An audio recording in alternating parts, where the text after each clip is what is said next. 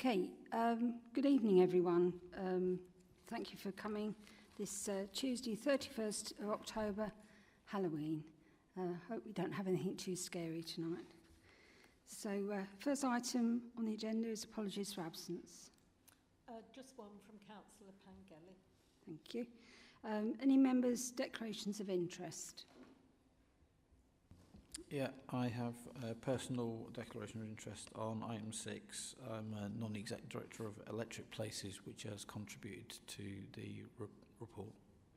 Okay, thank you. Next item is the approval of the minutes of the meeting held on the 29th of August. Has anyone got any comments on it, or everyone? Could I have a proposer to accept them? Councillor Coleman and a seconder, please. Anyone? Councillor Owen. Okay. Thank you very much. I shall sign those.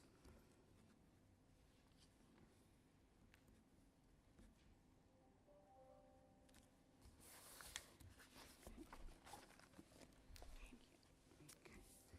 Right, so first substantive item. We actually have Simon Richardson, not Steve, as it says on there. So, Simon, are you going to lead on this? Thank you. Thank you, Chair. So the first item is in relation to the North Northamptonshire Local Development Scheme. The purpose of this report is to consider a revised local development scheme for the area. In effect, the local development scheme is a timetable for the preparation of development plan documents throughout the area. It's something that's required by legislation. It's not the only means that the council goes about announcing its programme of development documents and the consultations that relate to it. The last local development scheme was the first one actually adopted by this council, and that was on the 31st of March 2022. So if there is the need for further updates, it's something that we can and are, I suppose, required to undertake, although I do see through planning reforms that legislation is changing to move away from the need for local development schemes, which would, I think, put more reliance on information contained within our websites.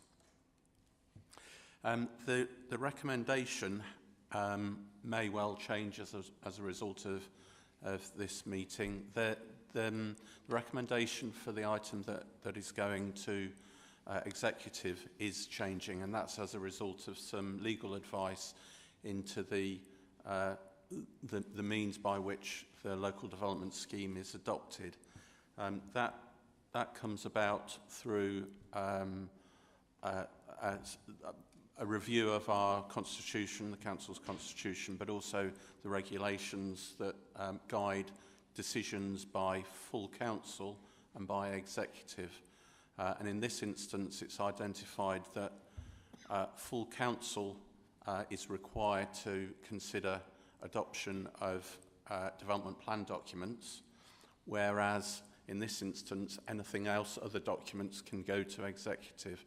So it's deemed that that's the appropriate direction to take the adoption. So we will be seeking to make that amendment to the previous course of action taken to address that more properly, I suppose. So then the report itself goes about highlighting uncertainties in timetables and programmes. Some of the highlights it makes relate to planning reforms, and they're changing, and some of their timetables to those reforms are changing. It also considers transitional arrangements, but with it, within the report, it proposes a series of timetables, taking lengthy timetables as they play out, but taking the development plan documents through a proper process to ensure that we're robust in terms of the consultation that's undertaken, that we're allowing ourselves sufficient time to consider those representations, to undertake further efforts around evidence gathering and research, so that through the next stage we're able to progress, take the plan to examination, and then following examination respond to the report and move on to adoption. So if I run through quickly some of the timetable elements there, so the first document I'd pick out will be the North Northamptonshire Local Plan. There's some detail within the report that explains a little bit more about what that now is and how that's changing. One element of that is that it's a replacement to the North Northamptonshire Joint Core Strategy.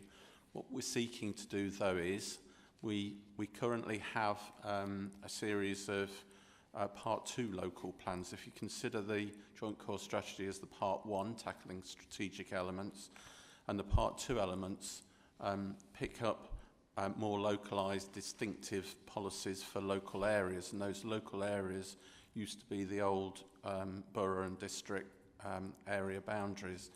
Now, what we're saying is that not all of those policies will be removed by any means. They are still very timely and very much needed within those areas.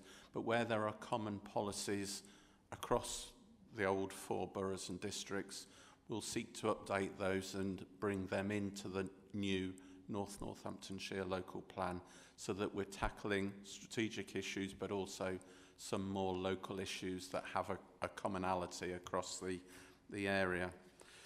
So where we're moving to now is we're preparing for a draft plan consultation in June of next year. There's an awful lot of evidence gathering that's going on at the moment, and between now and then we're looking at undertaking some localised topic-based consultation. So some of it might relate to, for example, statutory undertakers or other bodies. Some of it might be more to local residents, but we're shaping ourselves towards a whole plan consultation with a set of draft policies for comment. That will then move on to considering the responses to those consultations, any further work that's necessary, and we'll move to a publication consultation in January 25. In effect, that is the stage of the plan whereby there's we're setting out this is the plan as we see it for submission. It will then follow that there will be submission. We can consider any changes as a result of that consultation, but that will all then move towards an examination in October of 2025 and on to adoption in September 2026. That's the plan. There are banana skins along the way, or various challenges along the way, but what we'll seek to do is ensure that we're trying to adhere to that programme as tightly as we can, but also ensure that we're robust in all our efforts and ensure that as we move to examination, we have a plan that we can be confident in being successful through that examination process. The next item, and it's a quick one, is the East Northants Part 2 Local Plan. That's been through examination. We've received the inspector's report. There's a report going to executive on the 16th of November, and then we're hoping it goes on to for adoption to full council on the 7th of December. So that will give us a full suite of Part 2 local plans, and we're reviewing the Part 1 Joint Core Strategy. The final element is the Gypsy and Traveller Local Plan. That's involving us working with some advising consultants, ORS, and at the moment we're undertaking with them a pitch deliverability assessment. In effect, we've undertaken a survey with Gypsy and Traveller communities to identify the current need, and now we're looking at their needs around that need, I suppose, whether it can be accommodated within their existing site, whether it needs a small extension to their existing site, whether there are some other alternatives that we need to explore to seek to meet the overall gypsy and traveller need for the period to 2041, so it's quite an extended period. The timetable with that is that we're looking to prepare. That piece of work will be complete in early January, and we want to move quite quickly on with it. It is looking at one topic area, so we're recognising the nature of the challenges around gypsy and traveller provision. We're seeking to catch up, I think, in some ways, it's fair to say. So we're looking to prepare a draft plan for consultation in March, April of next year, move on to submission in February of 2025, and then examination in September of 2025 and adoption in 2026. It doesn't sound all that swift if you look at us still being within 2023.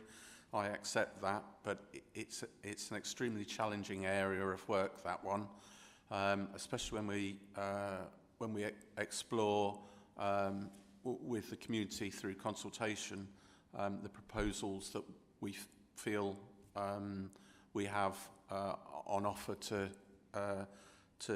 make to go about resolving those needs. But it's something that with the preparation we think we can stand up to and complete.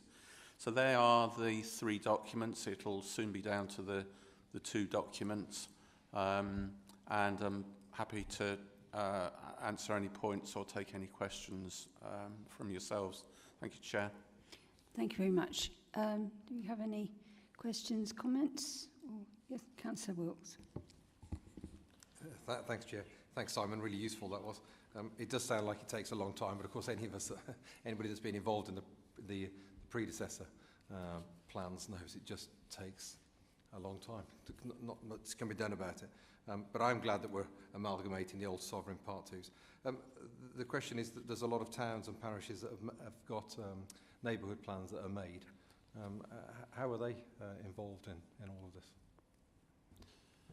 Thank you. So the local development scheme is the local authorities plan-making process. We accept and we support wherever we can neighbourhood planning. So I know, I think we're now up to 23 made neighbourhood plans across Northamptonshire, which is quite some number. We have some that are looking to go about reviewing. It's quite quiet at the moment in terms of neighbourhood preparation, but I think the new waves of new neighbourhood plans are coming forward in preparation quite soon. So they are referenced within the local development scheme, so that there's an awareness that it's not just around the local authority and its plan-making efforts. It's about the authority supporting parish councils and neighbourhood forums in terms of their own plan-making proposals. So we will continue to offer support and advice and direction where we're able to help to support that programme as well as our own plan-making efforts. Thank you. Councillor Fedorovich. Thank you, Chair. My queries were mainly around consultation. So my query around sort of like the local, the LDS firstly was, could we have some open surveys that ask for comments without sort of being hemmed in? Because my worry with our consultations thus far is that they've been very, very constrained for exactly what we want to answer, and actually have not been particularly useful, even for me to fill out as a councillor. So actually allowing people to just say what matters to you in your area, type questions, get some of that qualitative data, because I really worry that we're missing that. And on something as important as this, I think we really need to capture that. Also, with regards to the LDS as well, I really implore that we look into the fields in trust for looking at our green spaces, mapping them out. I mean, we've already got a sort of a map of them, but they specialise in sort of essentially understanding where you want to keep that green infrastructure and helping the council do that. They've done that for a lot of other councils as well.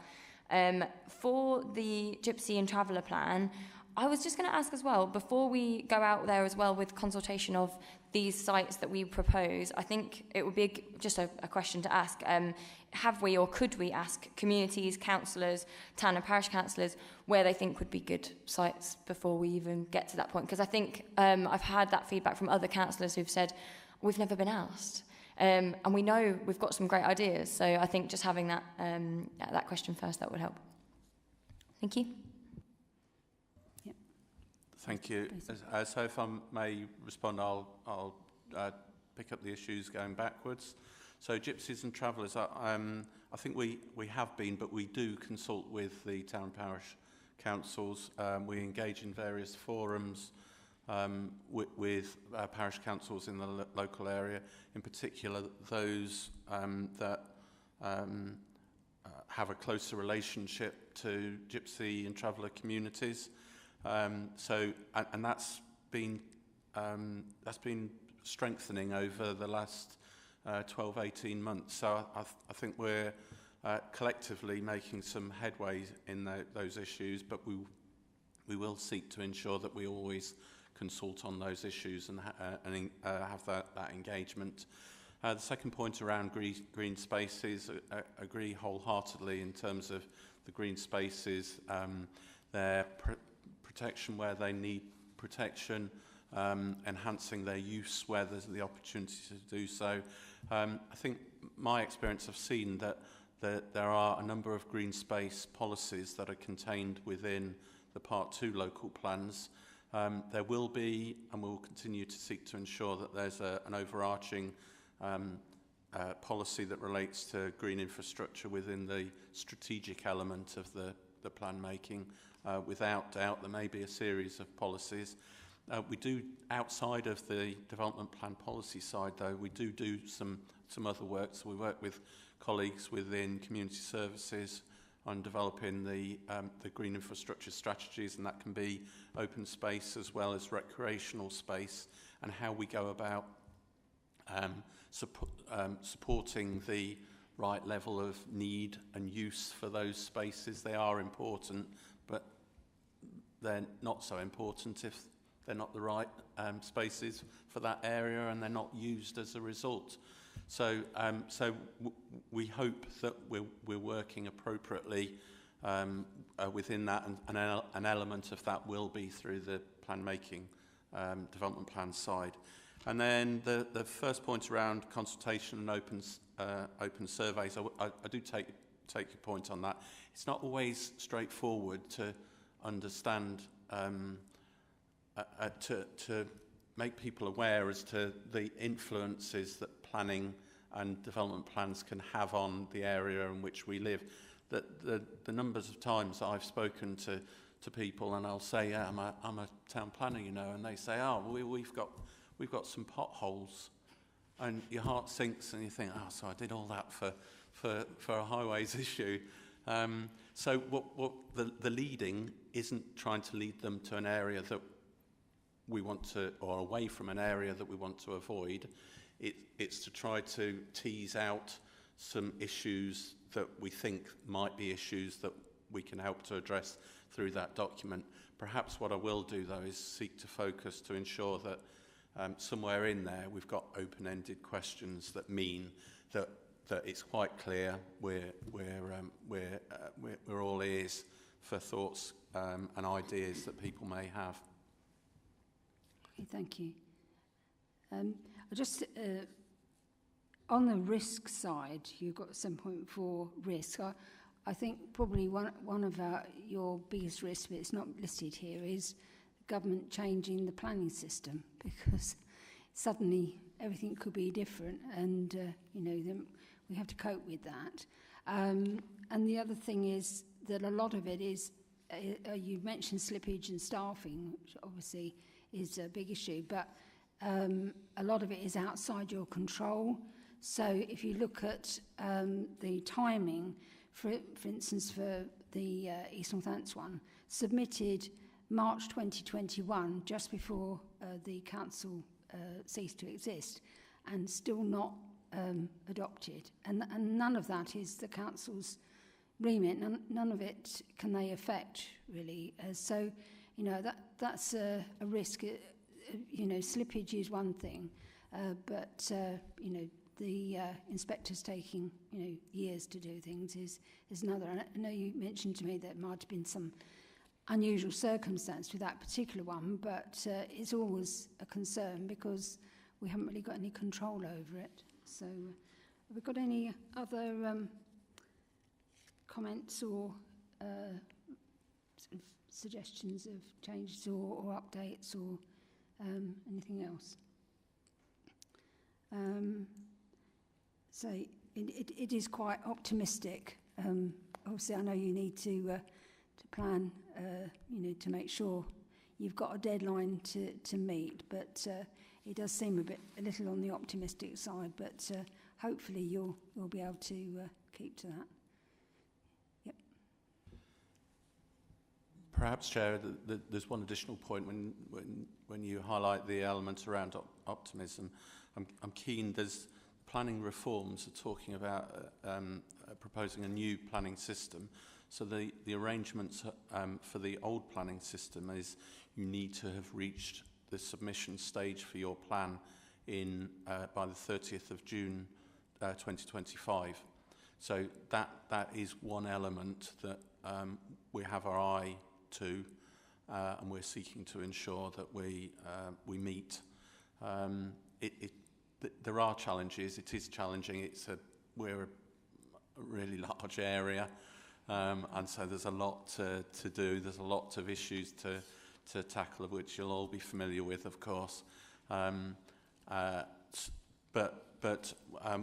what we're keen to do is that we meet that time scale, and that any work we're undertaking is focused and isn't wasted throughout that process. So we will seek to do that. There was one more point just to pick on that's worthwhile, and it is a challenging area, but around call for sites. We've undertaken a call for sites on the local plan. So seeking, and when you see it, you'll be astonished, to be honest, as to how many landowners or developers or interested parties have put their land forward for development proposals, largely for housing and for employment purposes. And that was an early stage in that process. We may find we need to do exactly the same with the Gypsy and Traveller site. What I'm thinking we are best doing, though, is knowing where we're pitching it, what numbers we're looking at. We've got some ideas on housing and employment, but we need to be a bit clearer and a bit firmer when it comes to Gypsy and Traveller site opportunities. But that will be something that we'll need to move forward on in the future, and that will be a challenging period, if I'm honest, around it from previous experience. Thank you. Just one other quick question, hopefully. The minerals and waste plan, have we got any sort of time scale on that? Because that's obviously a very important, and it's sort of outside this at the moment. Certainly. So in terms of minerals and waste, yes, you're absolutely right. It should be something that will feature within a local development scheme. It's not at this moment in time that the team involved in that are working with colleagues. It's a shared service, if that's the right description for it, across north and west. So there are discussions that are taking place, to my understanding, with the West to move that authority forward to identify and make an agreement on its programme for bringing forward a minerals and waste local plan. So I think when that's in place, the hope is that there'll be the need for that work to be commenced and coming forward with a review of the local development scheme, so all parties have that full picture of the various planning documents that will be consulted upon. Okay, Ms Harbour. Thank you, Chair. Yeah, probably just to expand a little bit more on what Simon said there. He's quite right. So the former County Council's Minerals and Waste Planning team sit within North Northamptonshire Council, and we provide the Minerals and Waste Service for West Northants as well, as the lead authority. So one of the things that we do need to do, which is, I suppose, slightly more unusual in relation to our own local plan documents that Simon's discussed tonight, is to seek an agreement with both North and West Northants councils as to how that Minerals and Waste local plan process proceeds, because there are some options there, for example, around whether or not we effectively maintain a single county-wide minerals and waste local plan and just have one for the whole county, or whether or not we do two local plans, one for the north and one for the west. But obviously, because although we're the lead authority, effectively it's like a partnership arrangement, we do need to sort of broker an agreement as to whether or not both authorities would agree to a single plan, or whether both want separate plans, or one might want one and one might want the other. So that's the starting point, and that's the dialogue that we're just entering into at the moment. We also need to be quite mindful of the time frame around progression of a new minerals and waste local plan, for some of the reasons that Simon outlined earlier on in relation to planning reform and government proposals to change the plan-making system. Because unlike our own local plan here, whereas Simon has described, it's already underway, they're already doing evidence-based work and so on and so forth. They've done call for sites. The minerals and waste plan is effectively on the starting block, so it's some way behind the North Northants local plan, which means the opportunity, if we got agreement to whether it's one plan or two plans, to go from a standing start to submission to Secretary of State before June 2025, I think would be more than ambitious. And therefore, one of the things that we definitely do need to consider is, well, what would the implications be of starting a plan now, but then effectively that rolling over through that transitional period into that period of planning reform, and potentially a slightly different kind of way of developing and delivering local plans, which would include minerals and waste as well. Because what we wouldn't want to do, as I'm sure you'd appreciate, it is a lot of work which comes at a cost to the authorities as well, to then find that actually that work is the wrong kind of work and we've got to go back 2 steps and redo it or whatever, because that wouldn't be a cost-effective approach to providing that minerals and waste local plan.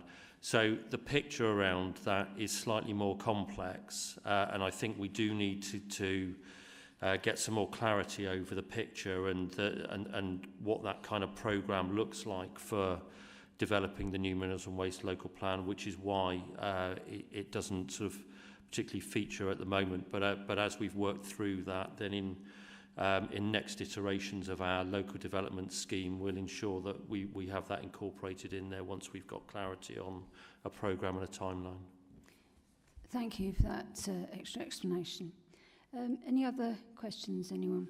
Yes, Councillor Fedorovich. Sorry, I will be brief. Just something came up while I had my response from Mr. Simon Richardson. Thank you. When we had some planning training, with the barrister that came in, he very much drove it home that this is our opportunity for us to set our own rules in a sense, or as much as possible. Whilst that obviously has to be in line with national policy, this is our opportunity to do as much as we can and make sure that our residents' needs and voices are heard. The big thing I really wanted to just have on record is trees and warehouses. They are the biggest things that I hear constantly. Our people are so upset. We've just had the Elsbarton tree, beloved tree that's just lost.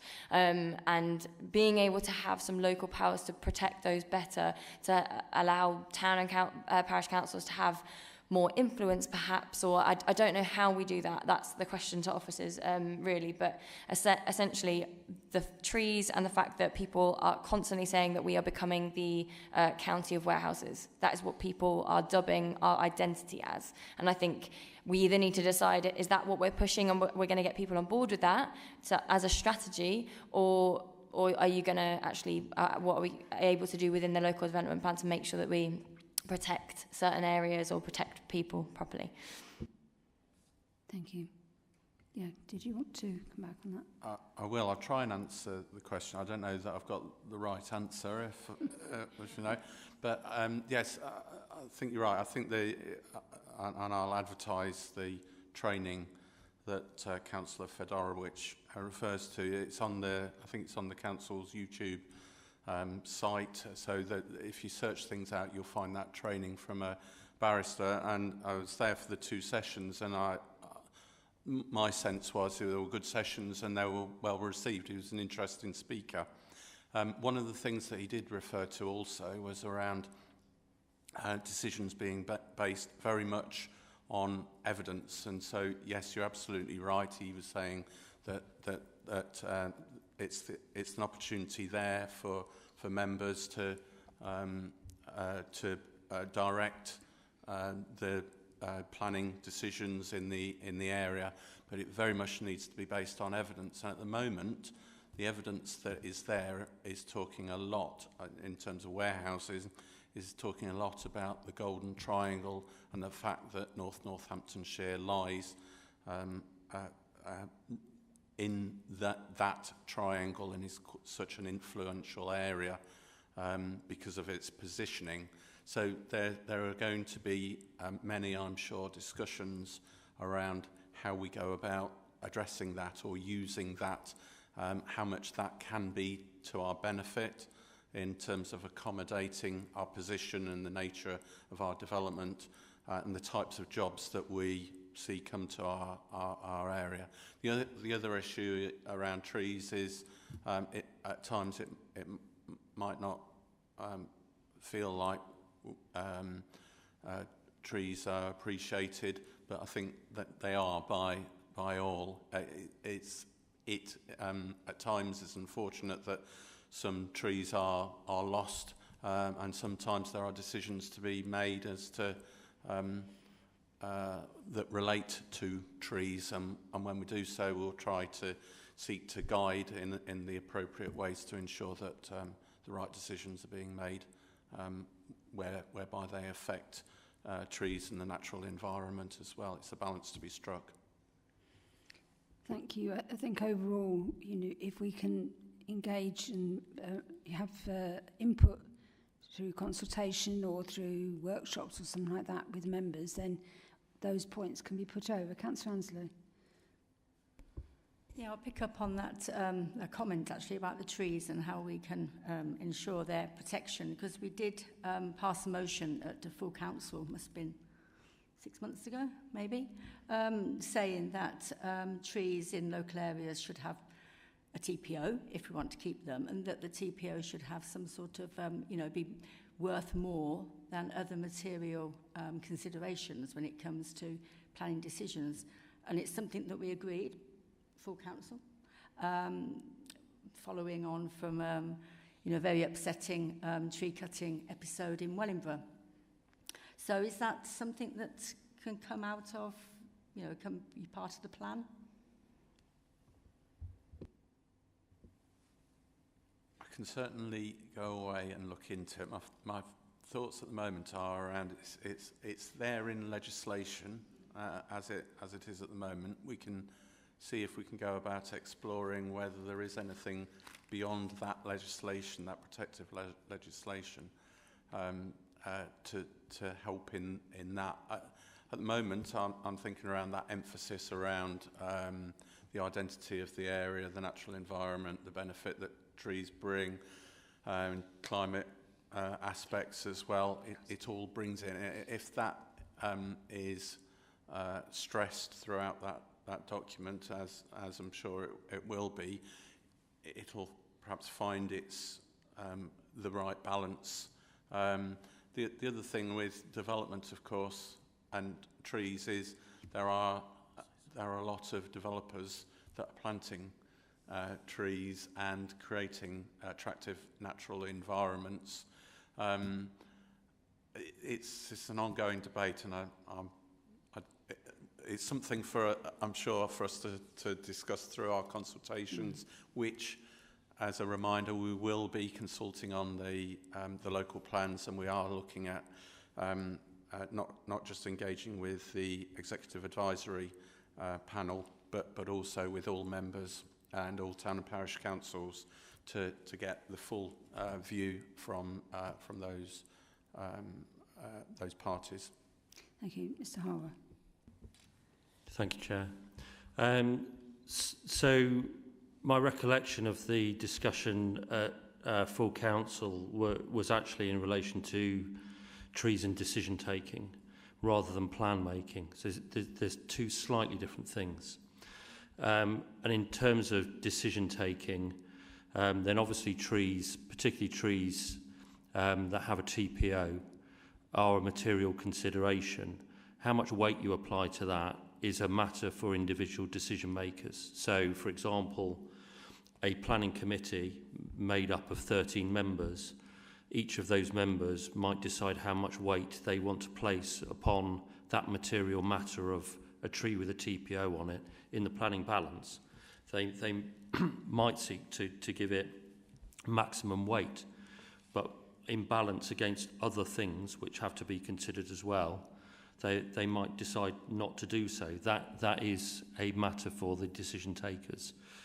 I think the point that you are perhaps trying to make, Councillor Anslow, is whether or not there is a way of exploring within plan making how we seek to strengthen through policy our policies around the protection of the environment and sustainability, and I would suggest that perhaps that is most certainly something that we do need to consider through the local plan process and explore how we can do that. But it is slightly different to that issue around applying weight to a decision.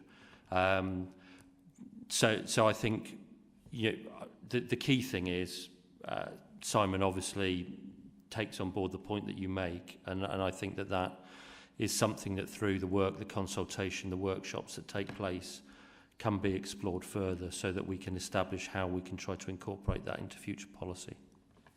Okay. Oh, sorry. Okay, yeah. Okay.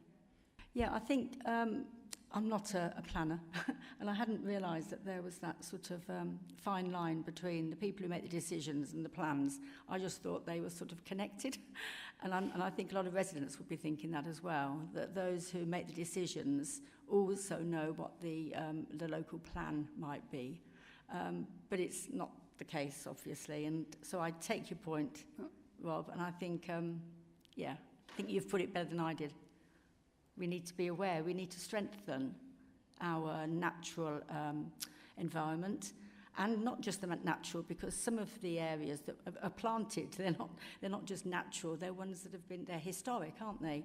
And you want to be able to protect those as part of the local plan, which is the part 2, I understand, but you want that to be overarching when it comes to the bigger picture, which is what the part 1 is. Is that right? Have I got that correct?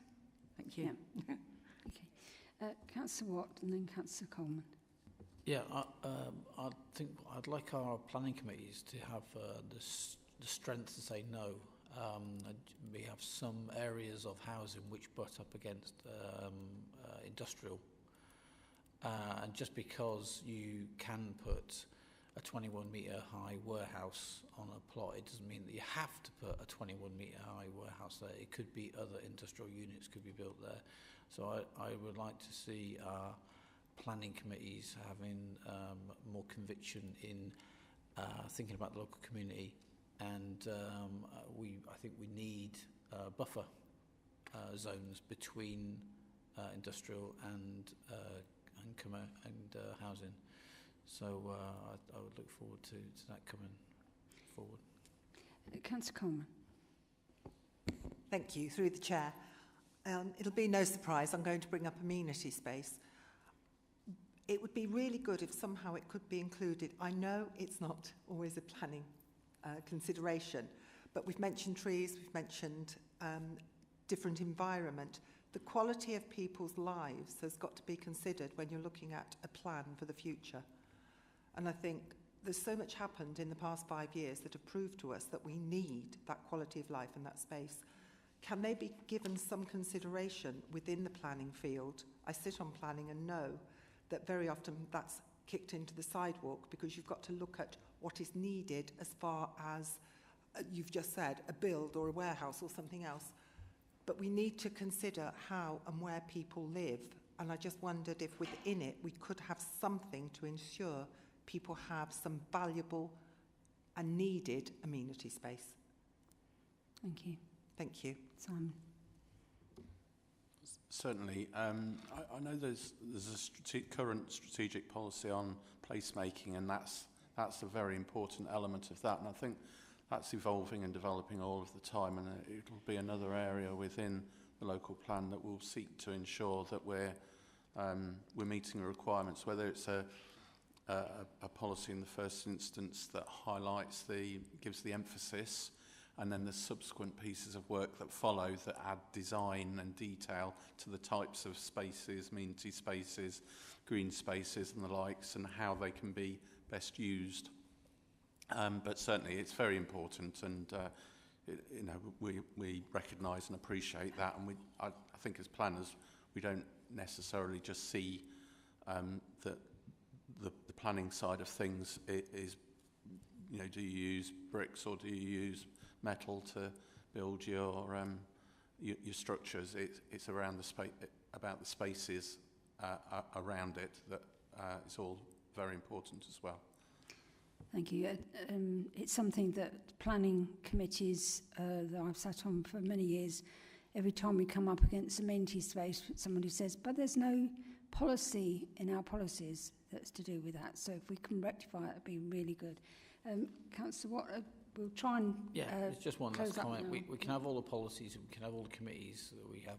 We need a very strong enforcement team, and I'm not sure that we've enforced everything that's gone before.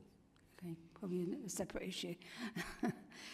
Right, so we have recommendations. Now, Simon, you did say about it changing, because it does say to advance the LDS to full council for adoption. So do we need to amend that? 3.1. So, Chair, so the recommendation that will be going to executive will be around the adoption. I think the principles will still be the same around this committee making comments that are then fed on to executive.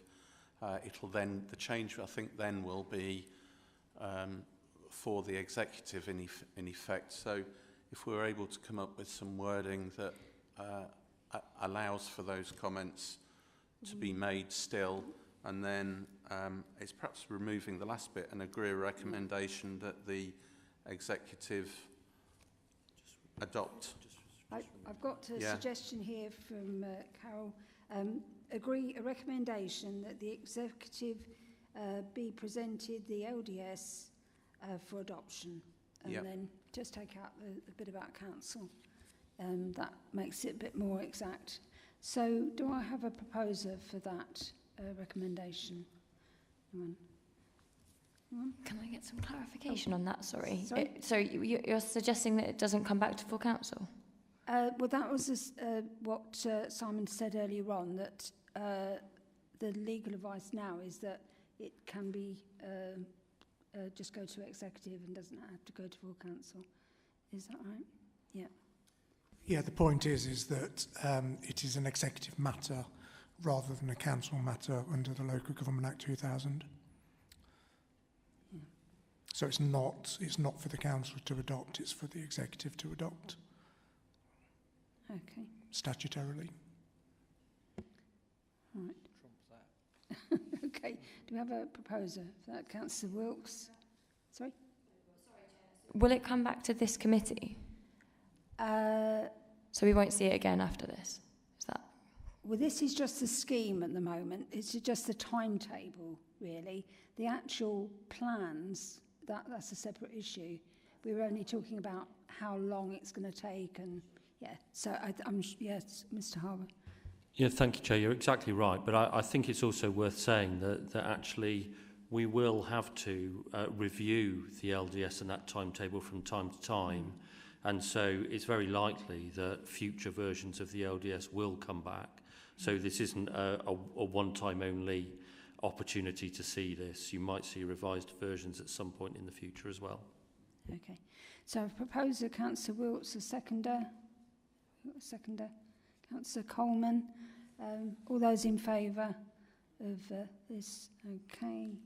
Yeah. Any against? Any abstentions? I wasn't sure if you voted, sorry. No, I was deciding whether I was going to abstain, but that's fine. You're voting? Yeah, for. Okay. So I think that's unanimous, and thank you very much, Simon, for your presentation. If you need to leave, then do feel free. Okay, so next item on the agenda is one that this committee has suggested to have a developer contributions scrutiny panel. Mr. Harbour, are you going to give us the background to it? Yes, thank you very much, Chair. So, as Councillor Mercer says, the origins of this come out of the work programme for the Scrutiny Committee, and there was a desire to form a developer contributions scrutiny panel to take a focused look at Section 106 in particular, but developer contributions, which might be in a broader sense, because you might want to delve into things like community infrastructure levy, or the government consultation, I suppose, on a strategic infrastructure levy as well, which was proposed a little while back. So it may go beyond Section 106. Section 106 is obviously the mechanism that we use across North Northamptonshire at the moment for securing developer contributions. So the report before you tonight proposes a draft scoping document for the scrutiny panel. As you'll see in Appendix A, which sets out the scoping document, the proposal is that the panel is supported by me.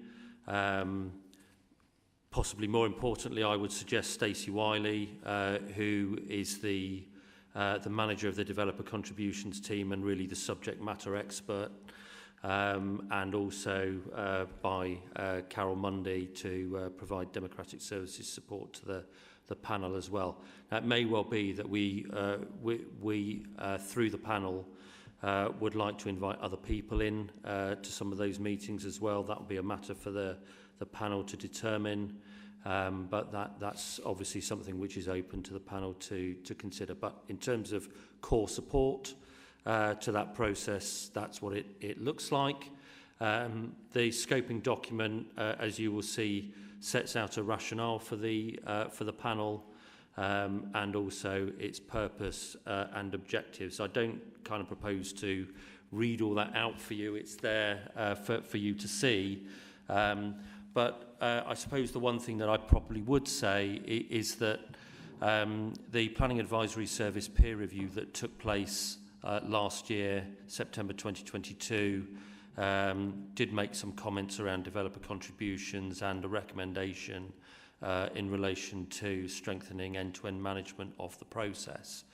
And as a consequence of that, the developer contributions team has done a relatively significant amount of work, which was reported back to the Planning Transformation Board earlier this year, to put new processes in place around the end-to-end management of developer contributions.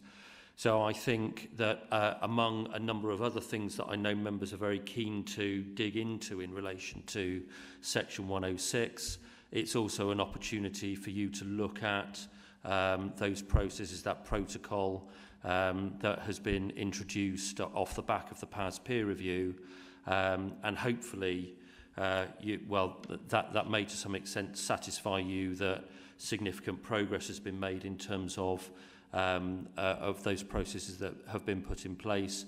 But clearly, it's also an opportunity for the panel to review and propose further recommendations that might strengthen and improve processes further. So I think there's much benefit and value that can come out of the work of this panel. The intention is that it is a focused piece of work. And so, as you'll see within the scoping document, the timescale proposes that the panels meet between December and March, the timing of which would then allow a final report with recommendations to come from the panel back to this committee at its meeting at the end of April, which is the proposed sort of timeline for the work of the panel and then reporting back to main committee. You'll see within the document itself that it sets out a methodology, and the intention is that reports are provided to the panel in advance of meetings, along with background documentation, such as the new developer contributions protocol that I've just described, which came out of the PAS peer review, so that members actually have time to read and consider that in advance of those meetings, so that the meetings themselves can be much more sort of exploratory and get into the detail rather than actually sitting going through lengthy documents. And I think that way we can get best use out of those panel meetings. So there is a sort of an indicative, I would put it, I suppose, framework for those meetings. I have discussed that with the chair to help sort of form that as a general proposal. I think through discussion with the chair, I've suggested that actually, certainly as officers, we can be completely flexible about in which order the panel might want to consider things, or whether, for example, things like the developer contributions protocol might apply in part to the first meeting and the second meeting. But I don't see an issue in terms of, as a background document, that being sort of picked up and discussed through both meetings, dependent upon the topics that the panel want to sort of dig into on each particular meeting.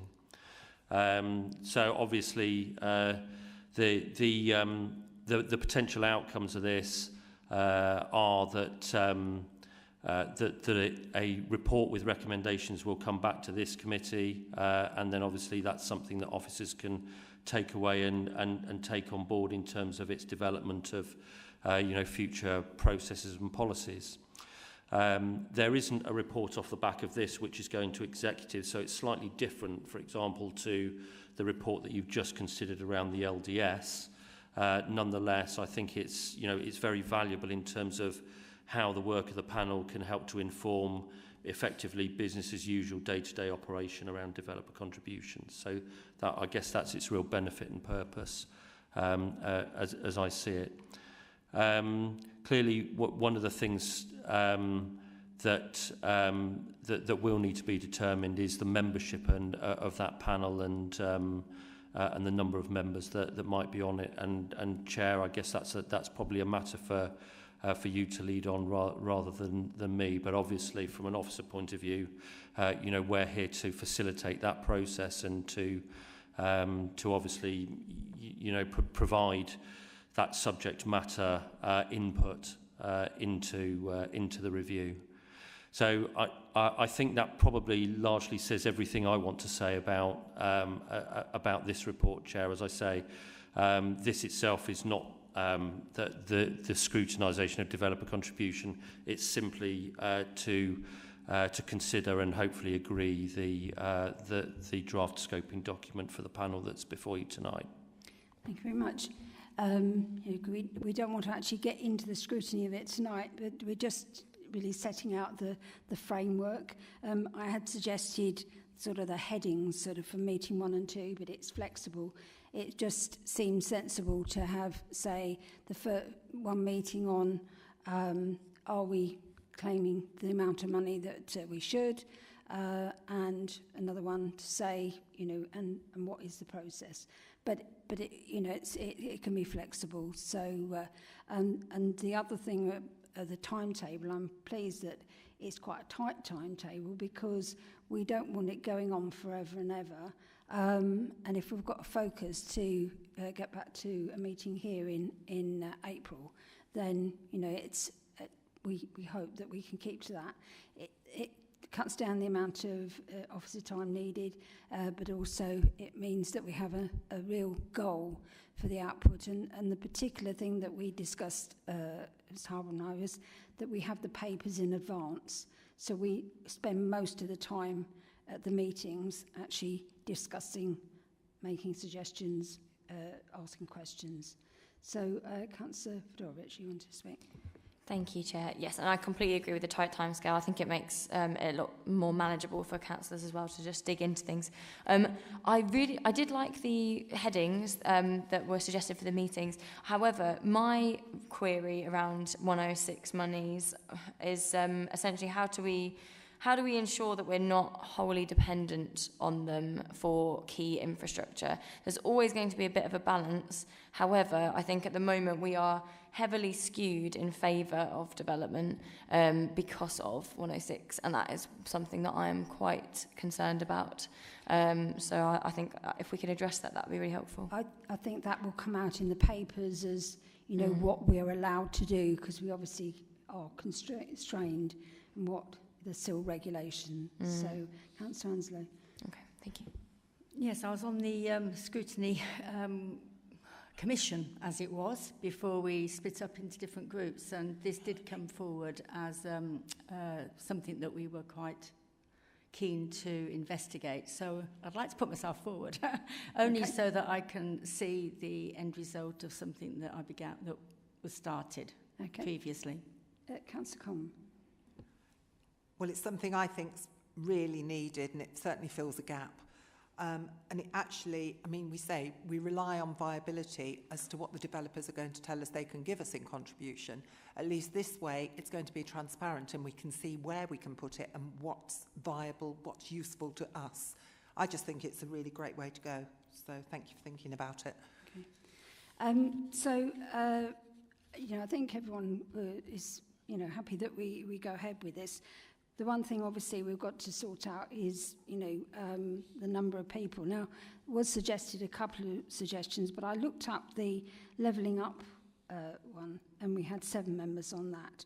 And the early years, we had 7 members. The asset rationalisation, we have 6. So I think we've got a bit of a scope to, you know, if people are, I think it's really if people are interested, it's no use saying, oh, we need one more person, can we go and get somebody? Rather than, you know, it could be, you know, quite a technical topic. We don't want to, you know, force people into it. So I just wonder if we perhaps say, you know, who would like to go on it, and, you know, we'll see what the numbers come to. Councillor Coleman, you, yeah? Yes, I'd definitely like to go on that, please. I would, yeah, as well. Councillor Anslow, yeah. Okay. Could I just... Smith, you like to go on it? No. Could I just suggest that we make it a maximum of 7? I think it's, yes, I'm sure we wouldn't want any more than 7. That would be too unwieldy. Yeah, thank you. Absolutely, yeah. Lee? Do I have names now? We don't have to, no, but just if anyone wants to put the name forward. But if perhaps what we'll do is we'll put a few names forward, and then if Carol can write out to people and just ask them, you know, to see judge what the interest is, and we'll make sure we've got sufficient people to, you know, make it a viable committee. Councillor Watt, you were interested as well, were you? Or not so bothered? Okay. So can we vote on the? I mean, we can leave the numbers, I think, as maximum 7, obviously, to you know, work out when we find out what the interest is. But if we can just vote on the recommendation, it's really 3.1. Consider the scoping document and agree that, you know, the timetable as well. So, okay, can I have a proposal of that? Yeah, Councillor Councillor Fedorovic, okay. Yeah, yeah. We have proposed and second or several. All those in favour? Okay. Yeah. Okay. Any against? Any abstentions? No. I think that's going to be very interesting. Right. Next item is electric vehicle infrastructure strategy. And do we? Ian, are you leading on this one? Okay. If you'd like to tell us all about this. Thank you. Thank you, Chair. So you've all got the report in front of you, so I won't go through it in length, but the purpose is to outline the approach that's been taken to formulate the draft North Northamptonshire electric vehicle infrastructure strategy, including the kind of background for production. And I'm aware it's quite a hot topic that lots of people have views on, so looking forward to receiving your comments. So in terms of the government expects all local authorities to produce a draft EV infrastructure strategy. The Council obviously declared a climate emergency. Transport has a major impact in terms of emissions.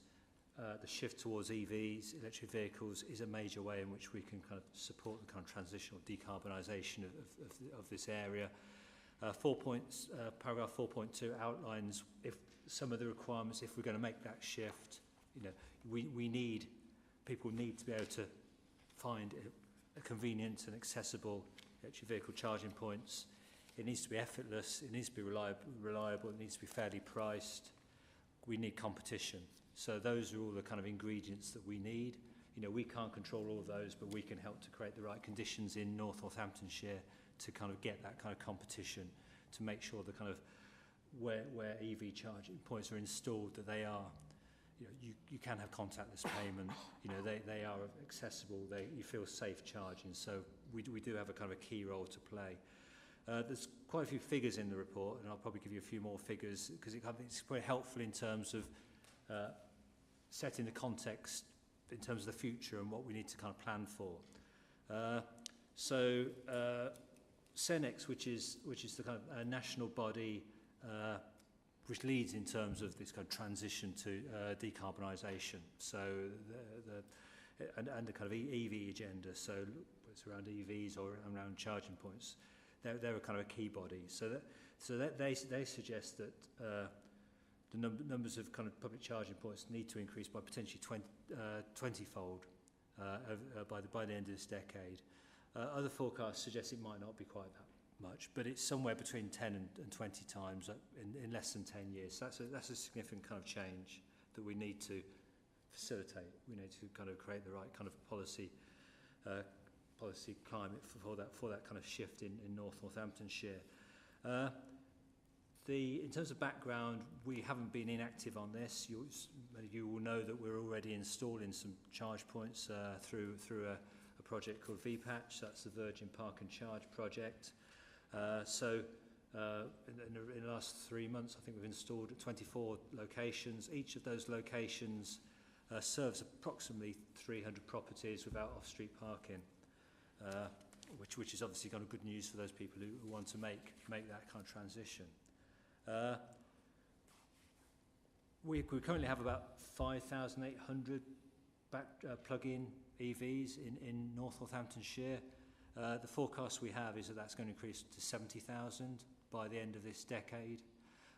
It probably won't be 70,000, it might be slightly more, it might be slightly less, but that gives an indication that it's kind of approximately kind of a 10-fold increase. And I think you can see that in terms of all the major car manufacturers now are shifting more and more production towards models. You know, it's not just the kind of premium models, it's the kind of, for example, Ford moving away from kind of a Fiesta to introducing new models. So it's kind of, there's obviously a kind of a bit of a kind of policy shift in terms of the government's target, but I think the kind of the trajectory is very much there and set. It's just about the pace in which we kind of make that transition. And strategies such as our strategy have a kind of key role to play in that agenda. So in terms of the kind of past trends, well, EV numbers have increased by fourfold in the last 4 years. So I think if you look at the tenfold increase, it's not bucking a trend. It's a kind of trajectory that we're going to see continue in the future.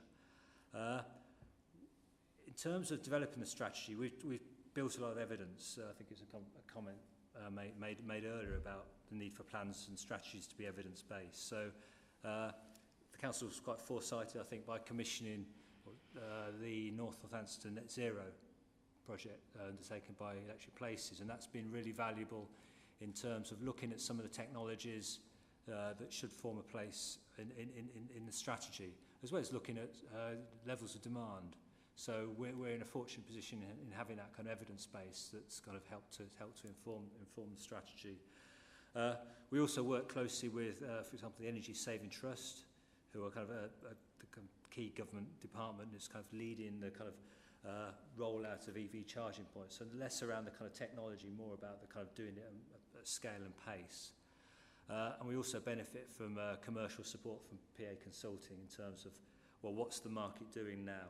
You know, what's it going to be doing in the next 3 to 5 years? So, you know, because we need to create a positive climate for investment in this area. Because at the moment, most of the kind of commercial charge points which have been installed are in the major cities.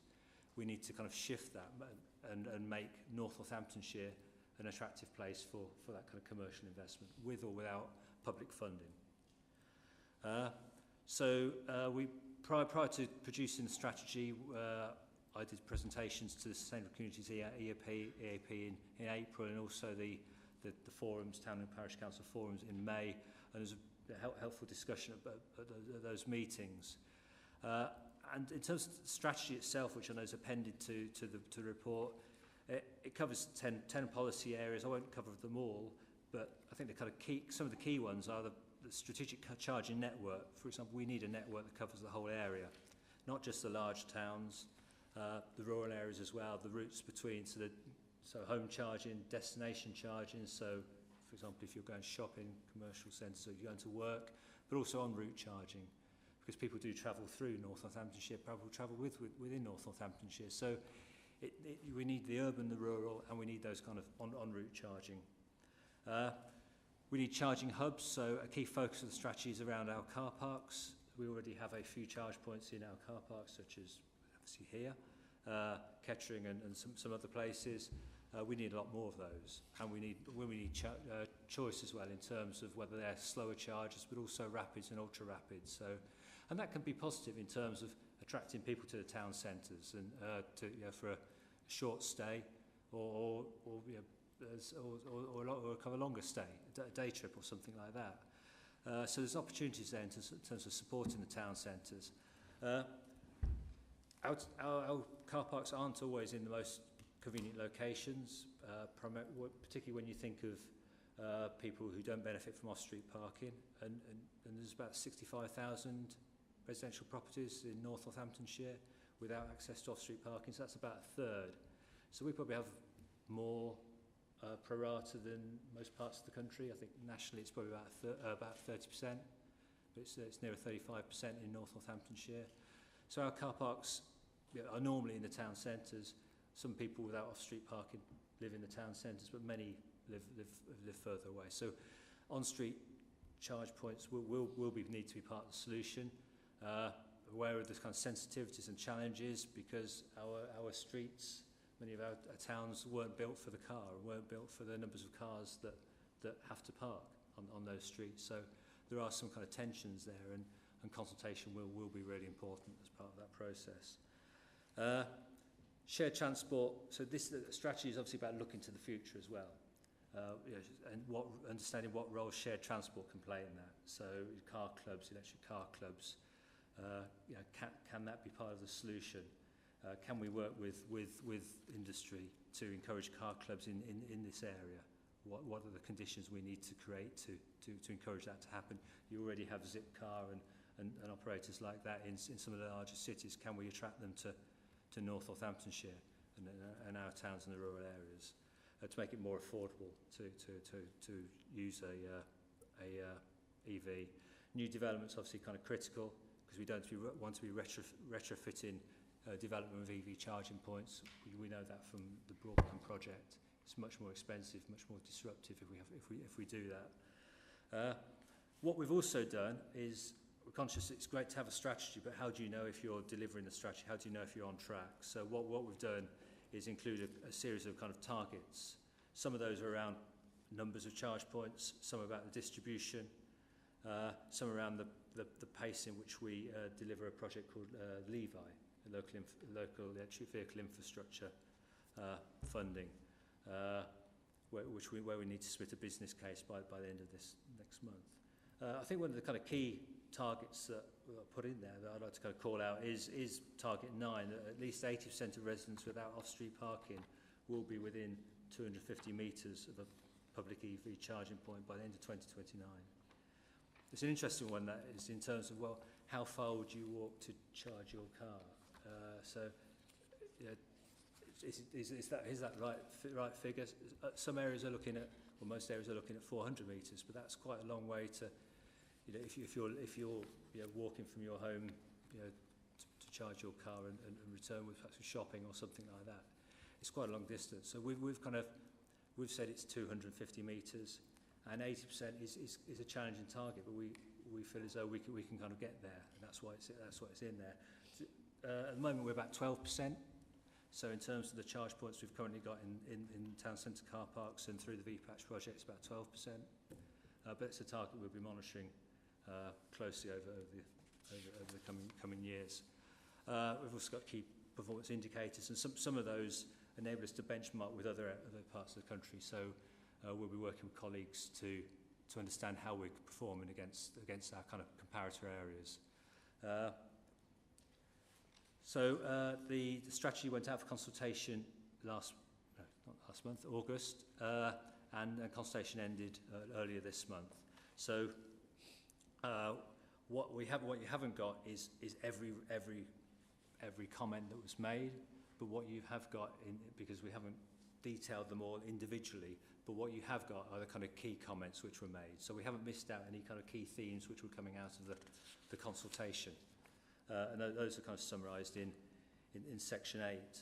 So the 3 key issues which primarily local residents as well as other kind of other respondents highlighted were the cost of EVs, which probably is not a surprise, as being a kind of a barrier. We know that there's going to be a major influx of second-hand EVs, primarily because most EVs are bought through company car schemes. Those car schemes, many of them are coming to an end after 3 to 4 years, so they'll be coming onto the market. So there'll be a much stronger second-hand offer. And obviously, in terms of more smaller vehicles coming onto the market, EVs, that will help to address that. Concern regarding vehicle range and ability to charge en route and inability to charge at home. Other kind of comments that kind of came through is around anxieties over the removal of on-street car parking, which I'm aware from VPatch is a real hot topic. There's never enough parking. It's never close enough to your home, and if you haven't got an EV and places close to you are being designated for charging only, then there is a contentious issue. So I think we're fully aware of that. Others are saying we're not doing enough. We should go much faster. It's inhibiting people to make decisions or to switch because there isn't convenient charging close to them. Currently, when we consult with residents on charge points, we ask them about, do they own an EV? Are they thinking of purchasing an EV through a car scheme or themselves? And when are they likely to do that? And also some of the barriers to just understand people's attitudes towards EVs, as well as whether they want the location close to them or not. So consultation is really, really important. But so we had a really good response to the consultation, some really, really helpful points there around the importance of kind of safety. Charging should be safe. So particularly in terms of our car parks, if we're expecting people to charge overnight, return to their vehicles, surveillance, lighting are really important. Contactless payment, you don't want to have to kind of be on lots of different apps or have kind of lots of cards to charge. It needs to be kind of really convenient. National policy is helping in terms of that. It's going to be much more stringent. Accessibility as well for people with disabilities. So that all this is really positive. There's lots of incentives in terms of company car schemes. So the trajectory is all supporting this agenda. I think our strategy is also pushing in that direction. I think we're one of the more ambitious areas, I think, in terms of our strategy, because we do look at others, you know, what they're doing to understand, well, are we you know, is it realistic? And also we speak to charge point operators as well, because we can't just do this in isolation. We need to understand, well, you know, how can we make North Northamptonshire an attractive place for them to invest? So they've been part of this consultation, not only formally, but also in terms of discussions we have with them to understand their technologies and also their business cases. So if you're okay, Chair, I'll leave it there. Okay. Right, so do we have questions or suggestions? Oh, sorry. I saw Councillor Wilkes first. So yeah, everybody will want to answer. Oh, okay. Councillor Fedorovich. Ladies first. Thank you very much. Sorry, everyone. Right, so I've got a few points to make. One of the first things I wanted to say is that the EV chargers that have been installed so far have been generally well received, I would say, bar probably one or two. But I think the feedback from people is that they do want to see this. So that is really good that we've got the sort of public support there. So just going through some of the points, I wanted to mention about sort of the need for larger capacity kilowatt hour chargers, and kind of make the point about quality, not quantity. Whilst like I really do appreciate the ambition, I love the ambition, but I also do kind of want to pare it back a little bit and make sure we're thinking about, for instance, I am an EV car owner, and for a 7 kilowatt hour, which I think we have a couple of those, and we've got 22 kilowatt hour, it's about 3 hours for me to charge with a 22 kilowatt hour. So for me to do that, I probably won't ever use one of the 22 kilowatt ones now. I won't use them. It's not time effective.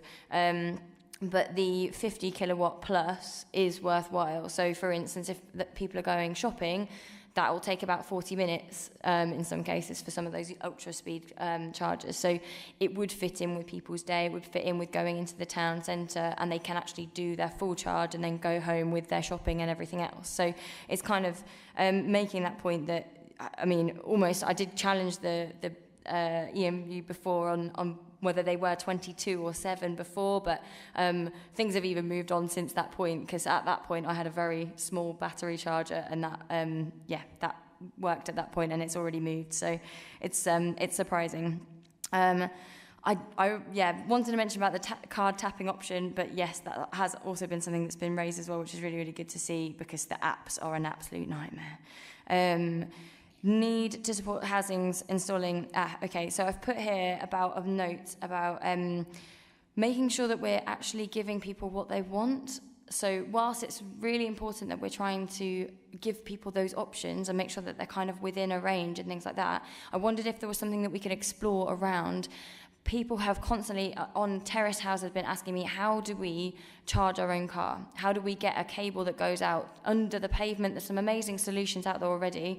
So how do we get those sorts of installations? I can send over a couple of links of different things that I've sort of researched and found. But is it possible that potentially part of our strategy could be enabling them to at least know what some of those options are, if they can... I mean, often if people are investing in this sort of technology, they are willing to invest and go that step further, or potentially some small grants. I don't know. I'm just sort of spitballing that as a point, because often giving people the options, if it's sort of a public charger that's just down the road that they might not have access to, that's more of a risk potentially for someone, whereas if they might just want to run it out from their house, it might not be available, for instance. So there's that side of things. I also put here about a note about it's to do with the climate impact. We've not really made any note here about the fact that switching to cleaner energy or cleaner transport is great in the short term. Well, it's a great short-term solution. However, we are still using energy that is not clean. So wherever possible, if we can look at, I know that there are local architects that are really passionate about creating rooftops over existing car parks and putting solar panels on them and creating these hubs. That is something that, I mean, I can connect you with that architect who has some of those plans. But that sort of thing where we need to be starting to think about how do we potentially link in some local energy projects or community energy projects with this sort of thing. For instance, churches, community centres that could then link in that solar into that as a project. I also made a note here about on page 52, the KPIs haven't been very specific about the kilowatt hour of the chargers. They're just kind of ultra rapid. That might be that that is the exact terminology, and I've just, but I just wanted to get a bit of clarity on that. Maybe we could just put it in there, just for clarity of people reading those KPIs. Yes, so let me just go back to my notes, bear with me, I've just skipped down a little bit. In terms of locations, I think it'd be really, I appreciate we've just had the end of the consultation, but it would be really interesting to hear from potentially even local councillors, just as a bit of a scoping exercise. I've done a lot of thinking around where we could put these sorts of facilities, and I think a lot of councillors would have a very good idea of where might be potentially good in their areas. I'm sure we have got a lot of that information through, but even still, I think the more we can get, the better, and it just helps people feel part of it as well, doesn't it? I think that's it. Thank you. Councillor Wilkes, I think you were next. Thank you, Chair. Councillor Fedorovich just said a number of things that I want to. The most important thing that I think that was said is that there's got to be joined-up thinking when it comes to the speed of the chargers. It is a bandwagon at the moment. Everybody wants to jump on the bandwagon of installing electric charging points, right down to the smallest parish up to the largest unitary. Without joined-up thinking, there's going to be a huge amount of wasted resource because you're getting local parish councils that are installing very slow chargers. It's all they can afford, but they want to do something. Without the joined-up thinking, 6 months later, this council or Virgin can go and install another charger 2 minutes down the road that makes that parish council's charger absolutely pointless. All the cost of installing it, and it just won't be used. So there needs to be a proper strategy, and there does need to be advice to everybody that wants to come to the party and start installing them. As an electric car driver myself, I just don't see how slow chargers are ever going to be the solution to it. One charger. The home chargers are going to be the best solution for those that can have it, and it's great when the government gave an awful lot of money to enable people to do that, and a lot of people took it up. For those that can't, terraced houses were mentioned. One charger amongst 300 houses is pointless. One charger against 50 houses is pointless if a number of those have got it. You can't have a slow charger that one person needs to plug in overnight, get up in the morning and go to work because nobody else can use it whilst they're plugged in. One of the great things that I think Tesla did is started fining people if you overstay. So when my car's charged, I get a message, I've got 2 or 3 minutes to go move it, and if I don't, they start fining me by the minute. Absolutely right, because you can't have people hogging these, otherwise it doesn't work. So it's a great policy. There's lots to think about. It's a really big picture. We do need to move forward. We are never going to be able to keep up pace with demand if demand keeps growing how it is. But I think, that's, if we can start thinking about how, if we install these, how do we make them work for people? How do we enforce it? How do we stop non-electric cars parking in them?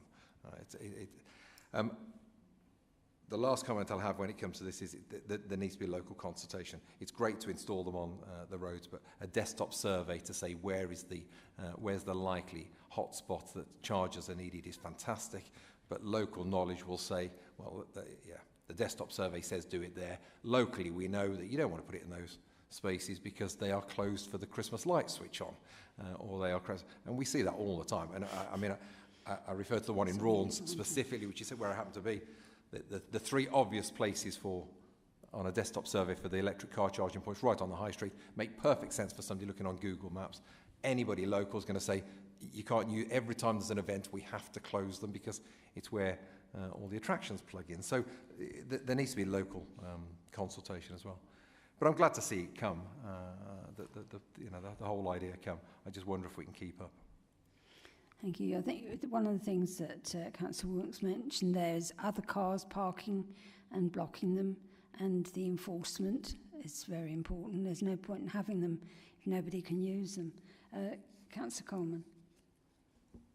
Thank you. I've got quite a few on the list. Right, I agree, you did a consultation. I'm not an EV driver at the moment. I went to buy one and I found at the moment the prices are still out of my reach. But I do appreciate it's the way we're going, and I'm glad to see we're going green. You put we had consultation.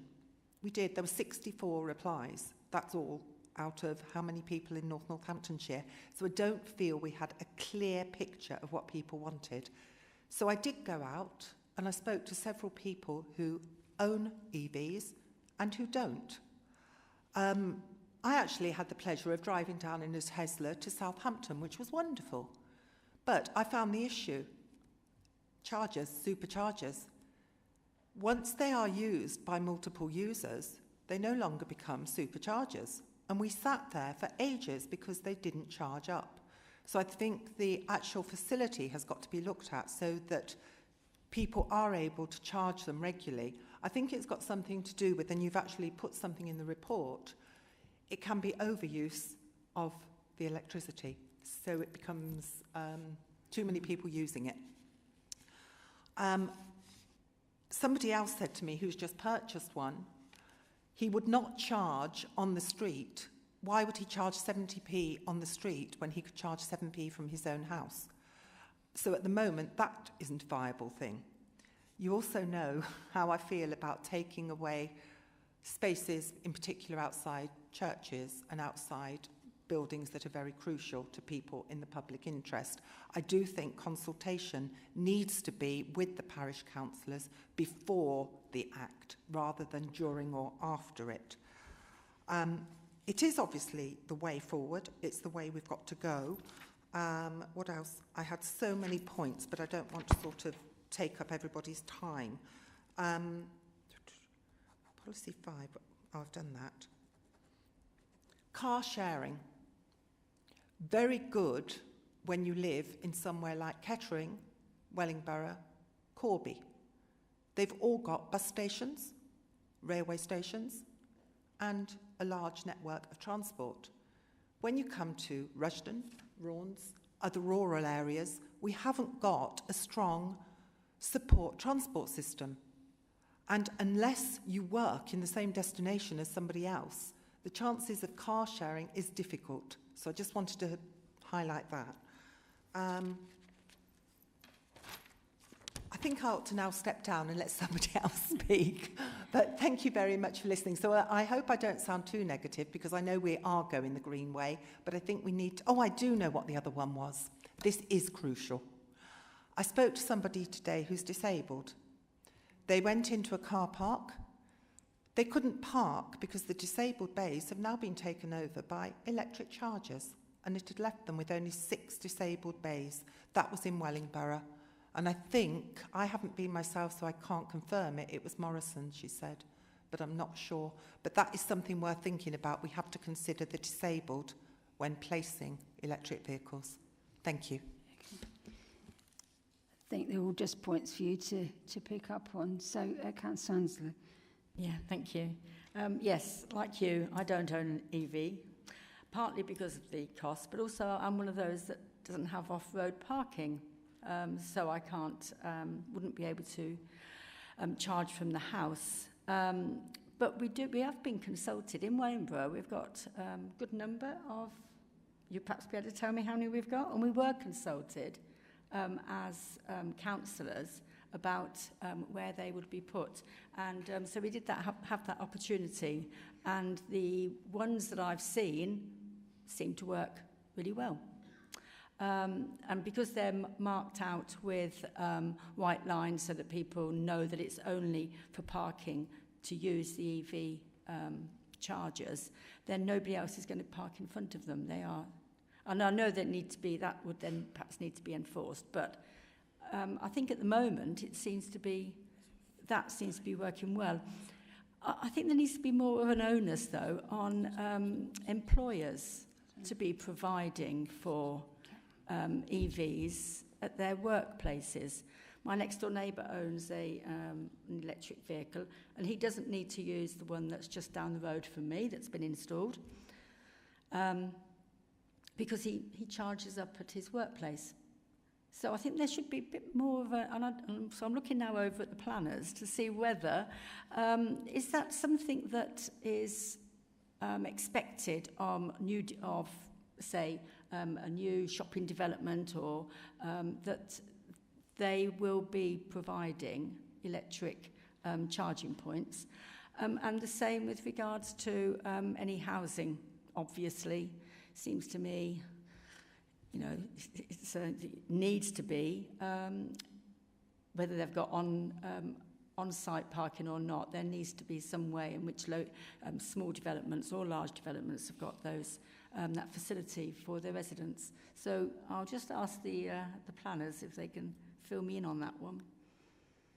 I think the government's just changed the rules, so all new houses have to have electric points. Of course, I don't know about if they're right on the street, that might be a bit difficult. Chair, through you, you're right. Although these days I think there are a limited number of properties which are built without a parking space. Right, oh yes, that's true. That is, they have 1.5, don't they? Councillor Anzo, could you turn yours off, because we're getting a buzz. Thank you. Is that better? No, sorry. Yeah. But you're quite right, Chair. It's actually through the building regulations that requirement now for EV charging points as part of new dwellings when they're built. Yeah. But of course, that doesn't answer the other part of your question, Councillor, in relation to commercial and retail development. And I've given Simon time to scribble some notes. You were Steve, now you're Timon. You scribbled down some notes, and hopefully you might have thought of an answer for that part of the question. I'll hand over. I don't have a clear answer, I'm afraid, for the question, but I've taken the point. I'll take that point away and I'll explore it. And I think you're right. It does make sense. It's about a balance, and it's about meeting the needs. And if you're providing a long-term solution to use of transport and so on, it's something that needs to be factored in to allow for the growth to occur. So we'll certainly look at that and see how we can forecast for meeting that need. I believe that's also one of the policies, isn't it? Is to try and persuade businesses, to provide the charging for their employees, etc. Councillor Watt. Yeah, thanks. It seems like there are going to be two tiers of EV owners here, isn't there? There's the people who have got off-street parking, charging. They're going to benefit from having the ability to do smart charging, sell back to the grid, all of that stuff. And then what we're really catering for is the people who don't have off-street parking and they're on-street. And as Emily said, and as Lee said, do we scattergun 7 kilowatt chargers throughout our neighbourhoods, or do we go to the super hubs that you mentioned in the document? EV owner experience is they don't want to park in the next street and charge up in the next street at 7 kilowatts, especially if you've got a 70 kilowatt Tesla and you've drained it, it's 10 hours. You'd rather go to a rapid charger and it'd be done in 20 minutes, half an hour. Most commuting journeys are less than 40 miles. So you wouldn't have to go to your charger every night to charge up. So I'm thinking that we would be really looking at super hubs, put them at supermarkets, supermarkets have got big roof spaces. They can be full of solar panels to contribute. They've got space there that you can have battery backup, so that you'll be charging up the batteries, so that you won't get the Melanie's experience of draining it. So that's what I lean towards. I'd rather go and once a week spend 20 minutes charging up in a super hub than searching out available. But we do come back to the cost, that those people without off-street parking should not be penalised too heavily. Obviously, there's going to be a cost of putting this infrastructure in, but they should not be penalised too heavily. So that's my contribution. Councillor Owen. Thank you. I'm echoing, or maybe amplifying, a few of the points that have been made, especially by Councillor Fedorovich, Councillor Watt and Councillor Wilkes. I think that the internal combustion engine car has been a great equaliser for people over the last 40, 50 years. Anyone who wants a car pretty much can have one. And it gives people that scope to go where they want, when they want. They're absolutely wonderful. I realise that there are disadvantages with internal combustion engines. That's why we're here. And what I am concerned about is, are we going to lose that equality by this move towards electronic vehicles because of this charging issue? When I looked through this very well-written document, I applied the Alexandra Road test. Alexandra Road is one of many, many roads in Wellingborough that has people parking both sides on the curb. And if you want to park outside your house, well, you'll be lucky. You know, one time in 20, you'll be outside your house. So when I saw this about having gullies, dedicated gullies with the permission of the council from your home out, the council is not going to give people reserved areas outside their houses. So that's not going to happen. So then I thought, well, how is it actually going to look in a few years' time on Alexandra Road? Because people obviously are going to want to use their own electricity rather than pay inflated prices from a commercial provider.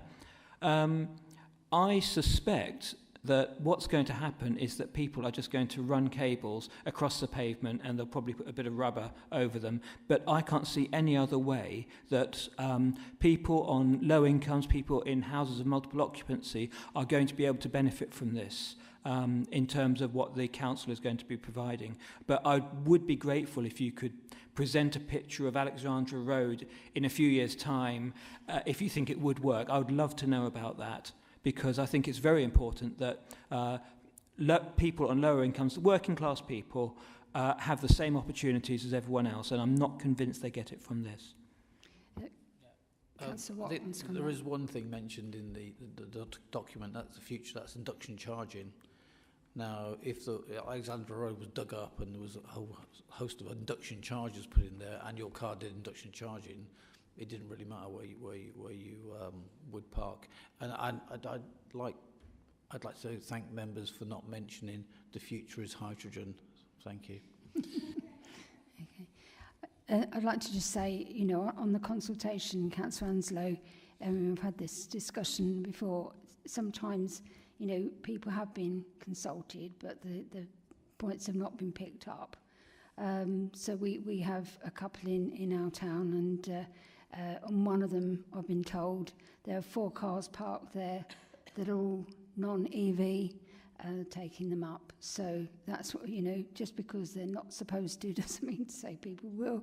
And the other one, as Councillor Coleman mentioned, is outside a church, which is not the best place to and, you know, these comments that come forward to say, please, can you do it further down the road, you know, need to be taken up, which I've had a discussion with Ian before.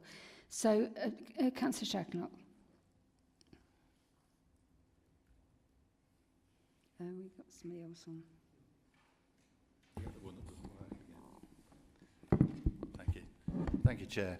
I just wanted to make an observation, really, that a lot of the people that I represent live in very rural areas.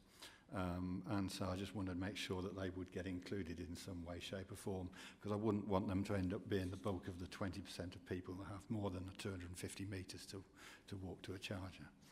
Because I think we'll be looking at miles rather than metres. Thank you. Yes, absolutely. Councillor Fedorovich. Thank you for allowing me to come back. I have remembered some of my other points, or found them in my notes. Right, so I did want to mention briefly about car clubs. Obviously, that's a point about encouraging that, but I've recently found out that Enterprise already has some in Kettering, but they're not in any accessible place.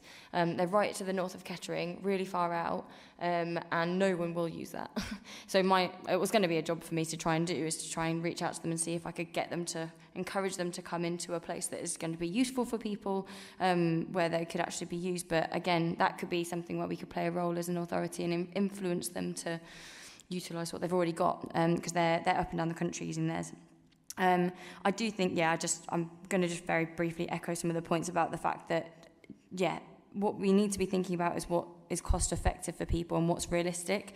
And if people, I think you're right, even going to like a super hub would be great, but it's going to be more for people who don't have the ability to go charge at home. It will be when they're en route to something, or it's just easier and they can pay it. But generally, I mean, I charge overnight on an extremely cheap tariff, and that's what pretty much everybody I know with an EV does. So, I mean, if that's someone who I feel like I could afford an EV, but if, like you say, for those on costs of living at the moment, it's a real concern.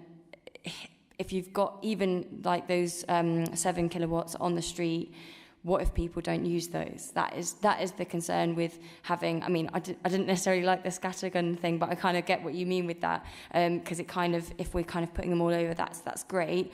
But I think you are completely right. People want to have use their own tariff and have control of their own energy, because they'll be on their own supplier, and that's how they can get their cheapest tariffs.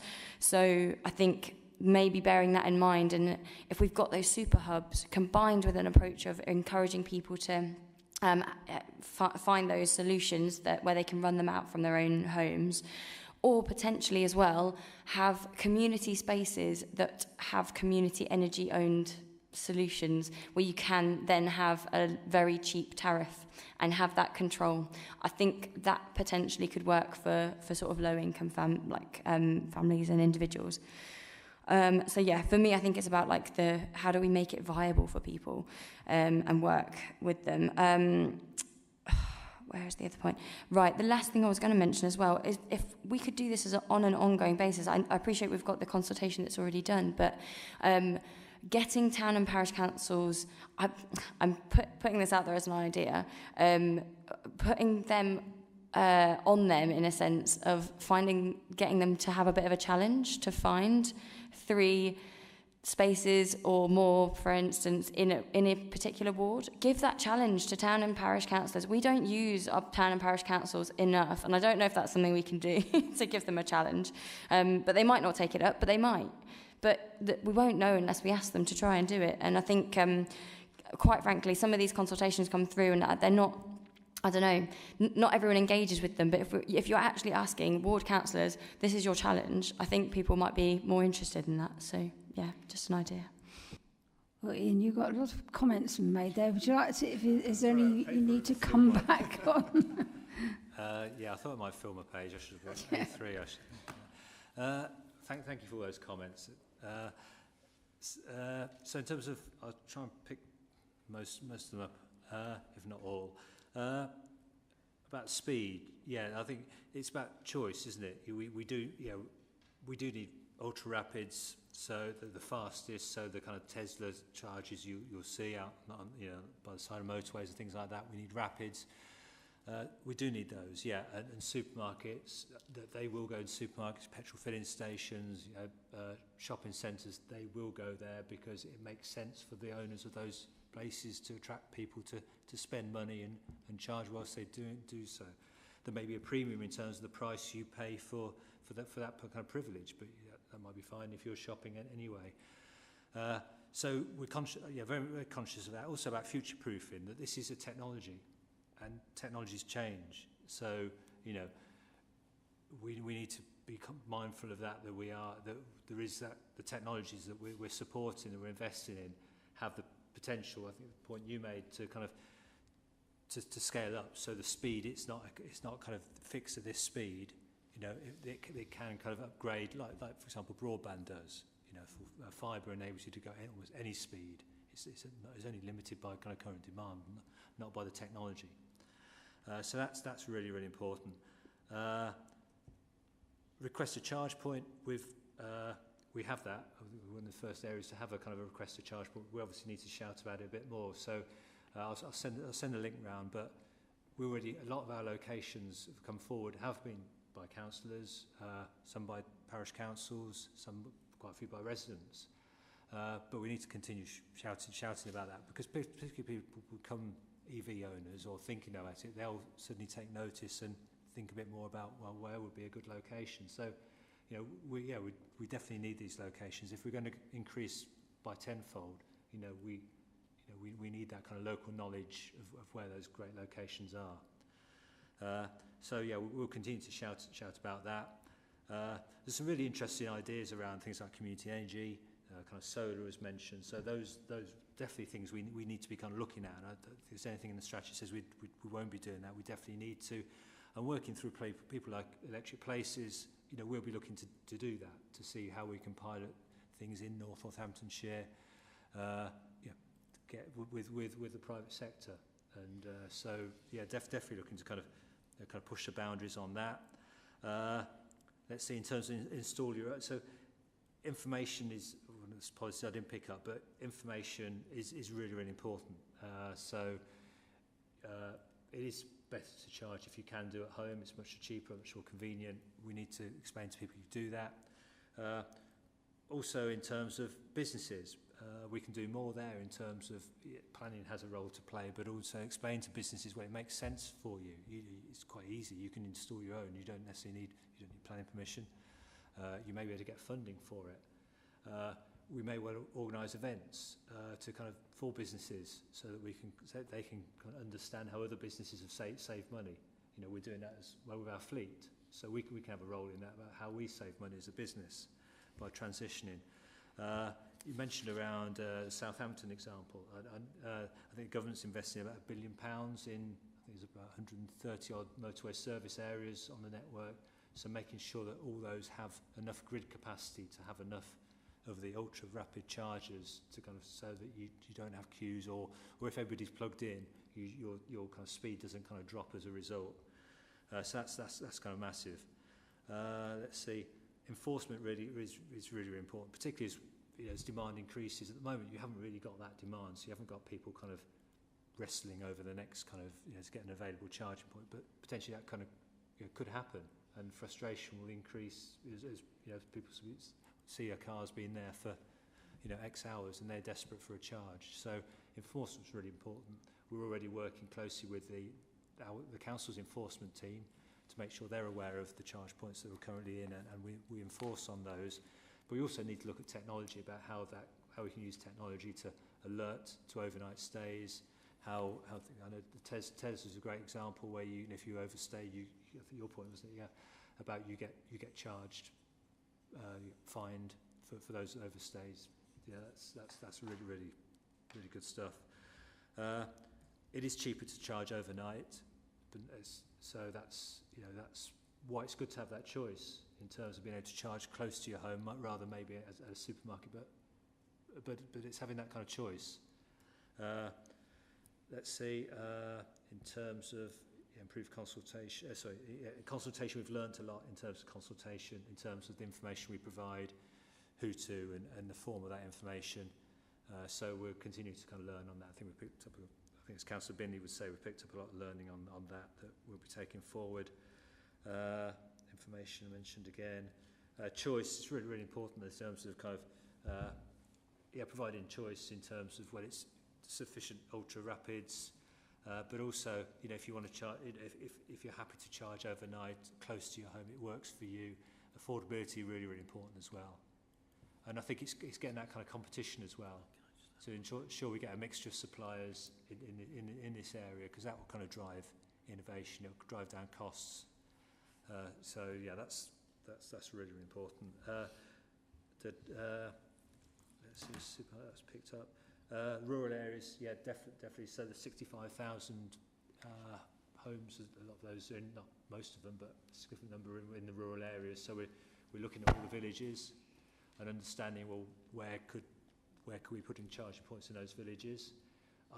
Probably it's more challenging than anywhere else, the centre of some of these villages, because the roads are even narrower. There's even more cars needing to park, but we do need solutions for those villages. So that's really important. I think, can we work with town and parish councils in terms of their car parks, using that, so we don't have to look on the street. But that's, yeah, definitely something we're looking at in terms of that network. I will be looking at Alexandra Road in Wellingborough to see how we can. It's an interesting one in terms of, well, what will these terrace streets look like in the future? The challenges that we have at the moment in terms of installing 2 charge points, 4 bays. But if everybody's got electric vehicles in 15 years, what will those streets look like? There are solutions like gullies, but the challenge of those is, well, can you park outside your house? You might have a gully, you might have a charge point outside your house, but how often can you park outside that house? There'll probably be solutions where people share their charger. I think that's already happening, where you have apps where you can share your drive. You'll have apps where you can share your charger. So there'll be a lot of innovation in this space. Thank you for your comments. Okay. I think Councillor Watt just wants to... I just want to say one thing.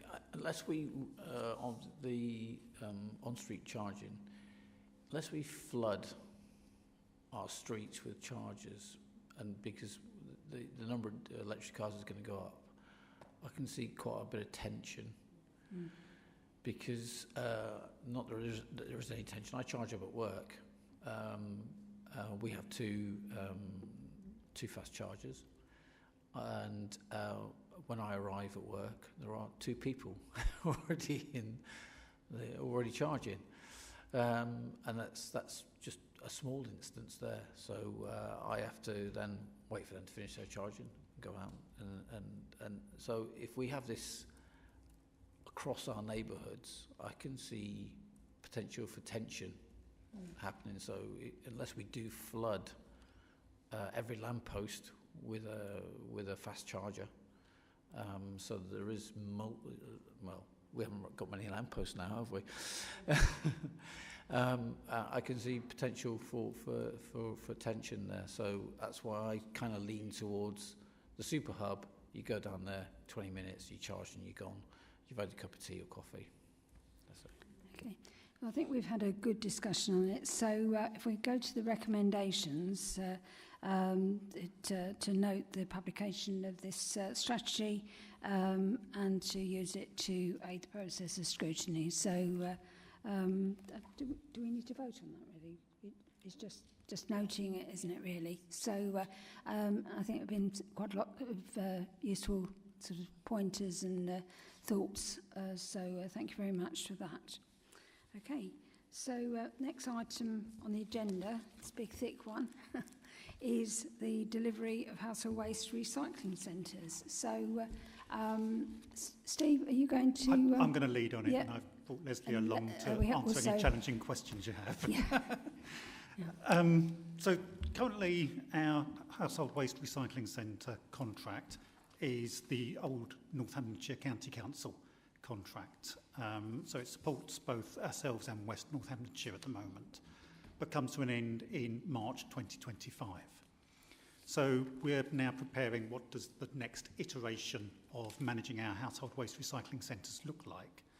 And as part of that, we've commissioned consultants to do an options appraisal on looking at a variety of opportunities that we've got for moving forward with our household waste recycling centres. And what they considered was, do we continue to take it external and have an external provider deliver it? Do we bring it in-house and deliver it internally? Looking at the capacity and growth and the future needs, and we've spoken a lot about development and the growth in the area. That growth comes with it additional waste capacity that is disposed of, and therefore do we have the right capacity for disposing of waste? It looked at identifying opportunities for savings and some of the market initiatives that may enable us to go out to tender or do something internally that will deliver more savings than we currently get. And it also looked at, if we have got this growth, have we got our household waste recycling centres in the optimum locations? And we'll be having words with Simon about the development plan to make sure if we do need to re-site some of the sites, how do we build that into future plans so that we're reserving space for future opportunities? And also looking at what do we do now and how does it compare to sort of the best practice in the country at the moment, to make sure that we're operating as efficiently and effectively as possible. So as part of that analysis, the consultants have undertaken some soft market testing, so they understand what the market is offering, where the opportunities for change in the market is and what the likely costs are likely to be. But also there was a councillor working group that they worked closely with in order to inform what the ambition of the council is, so that it best reflects the needs of Northamptonshire rather than this is the one-size-fits-all solution that applies to the rest of the country but isn't reflective of the needs of the council. That's fine. Are you not receiving me? Yeah. You weren't on the screen, that was the Oh, problem. was I not? That's probably best for everyone. Your time on camera. So it's probably important to recognise what the current HWRC contract delivers. So whilst it is management of the HWRC contracts, HWRC sites, it also disposes of all the recyclate materials. So anything that is potential for recycling gets disposed of. Anything that is non-recycled material, so what we call residual waste, they then transport to our bulking facility in order that other disposers can take hold of that. So it's not quite as simple as just someone to operate the household waste recycling centres, and it's important to note that because that comes into some of the reasons why the recommendation coming through is to go back out or continue to deliver it externally rather than internally. So there's quite a substantial analysis paper, and that's included as an appendix to the report. What we've taken from that is tried to separate it into two. And the paper we've sort of brought forward today is the paper we want to take to executive to seek a decision on whether we externalise the contract or bring it in-house, because whilst March 2025 sounds a long while away, it's not great till a time when we're looking at procurements. We need a decision on that sort of now. The other bits where there's opportunities for how does the future for HWRC sites look, we're looking to develop a strategy that we come back to Scrutiny and Executive at a later date, so that we set out what does the future look like. And that's partly so that we can be making decisions on if we do go out to procurement, make a decision on this is what we're procuring and these are options that could be added in, so we get a clear tender price. But it also gives us the opportunity to understand a bit more what some of the financial impact of some of the changes we may want to propose would have on us, so we can make an informed decision in developing those further strategy decisions. So, as I said, the recommendation for the report is to continue outsourcing, and that's deemed to be the most cost-effective model for the council. And the recommendation is based on two things. One, it's the cost, and whilst I said they were looking at identifying savings, they found no opportunities to reduce costs for the council, and actually the market suggests that we're looking at a 10% increase in just continuing as is. They suggest that if we were to internalise it, it would be a further 5 to 7% on top of that. And part of the reason for that is because a third-party provider who has contracts across several areas has the opportunity to influence the market when it's selling on its recycling material through economies of scale. So they can be looking to market hundreds of thousands of tonnes of recycled material, where we've got about 20,000 tonnes of material. So our ability to play the markets is limited. They've also got the opportunity to be a bit more dynamic with their brokering. So they can undertake spot tenders and sort of work with the market to make sure they're always getting the same price, the best price for their recycled material. Where we wouldn't have the capacity to do that level of brokering, or capacity or skill sets to do that level of brokering. So we would be having to go out and tender for a separate disposal contract, and we would probably not get the same level of price on that. Similarly, with an external provider delivering it, they have the ability to make sure that they're retaining the quality of recyclers. So making sure people are putting metal in the metal bin, putting organic waste in the green bins, and things like that. If we were to deliver it and ask another third party to do it, they would build in risk that the quality of material wouldn't be to the level they would expect. So you end up paying a little bit more than someone who is offering you the price, because they've got control of what is going to go into what. And there's also other things that HWRC is quite a specialist activity. There's various environmental, health and safety, waste legislation you've got to be compliant with. And so you need some specialist roles in that, which they spread the cost of over 6 or 7 contracts, where we would have to try and sort of have a single role within this contract that was able to take on that skill set, which is a skill set we don't currently have. And the other point they raised within the response was the timescale it would take from going from where we are now to be able to deliver that in-house. As I said, we haven't got the skill set at the moment in-house to know how to specify all of that and take it on board. So little things like, how do you procure a crane that moves all the waste material through? How do you procure the logistics? So we would need to buy in someone who's got the skill set to be able to pull together that, so that we can recruit the right people, have the right infrastructure in place through a capital project, in order to make sure that on April the 1st, 2025, we're able to open and be ready. And the timescale between now and then, there isn't enough time to do that. So we've taken on board a lot of the comments. As I said, there's things like the number of sites. We recognise that Corby, the current Corby site in particular, has sort of raised quite a few comments from the working group. And we recognise that that's not a quick fix. We're not going to be able to get that sorted by the time we go out to the contract. So one of the other recommendations is that we extend the current lease on the Corby site, because it's the one site that we lease. We don't own the Corby site. So that it buys us that time to do that investigation on what else could we be doing for the Corby area to provide an HWRC.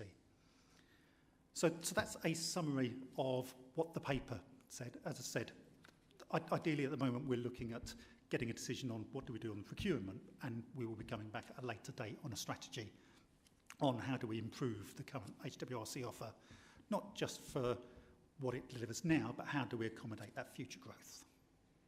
Thank you very much. It's quite interesting that it isn't just running the sites, it's doing all the disposal as well. Well, I don't think we would have really realised that. Councillor Watt. Yeah, thank you. Thank you for that acknowledgement of the state of the Corby site. Yes. I like the idea of coming in-house because it gives you your own flexibility. You can change, and when you do external contracts, you're kind of beholden to them, and they call the tune, and they you know, you have to dance to them, I think.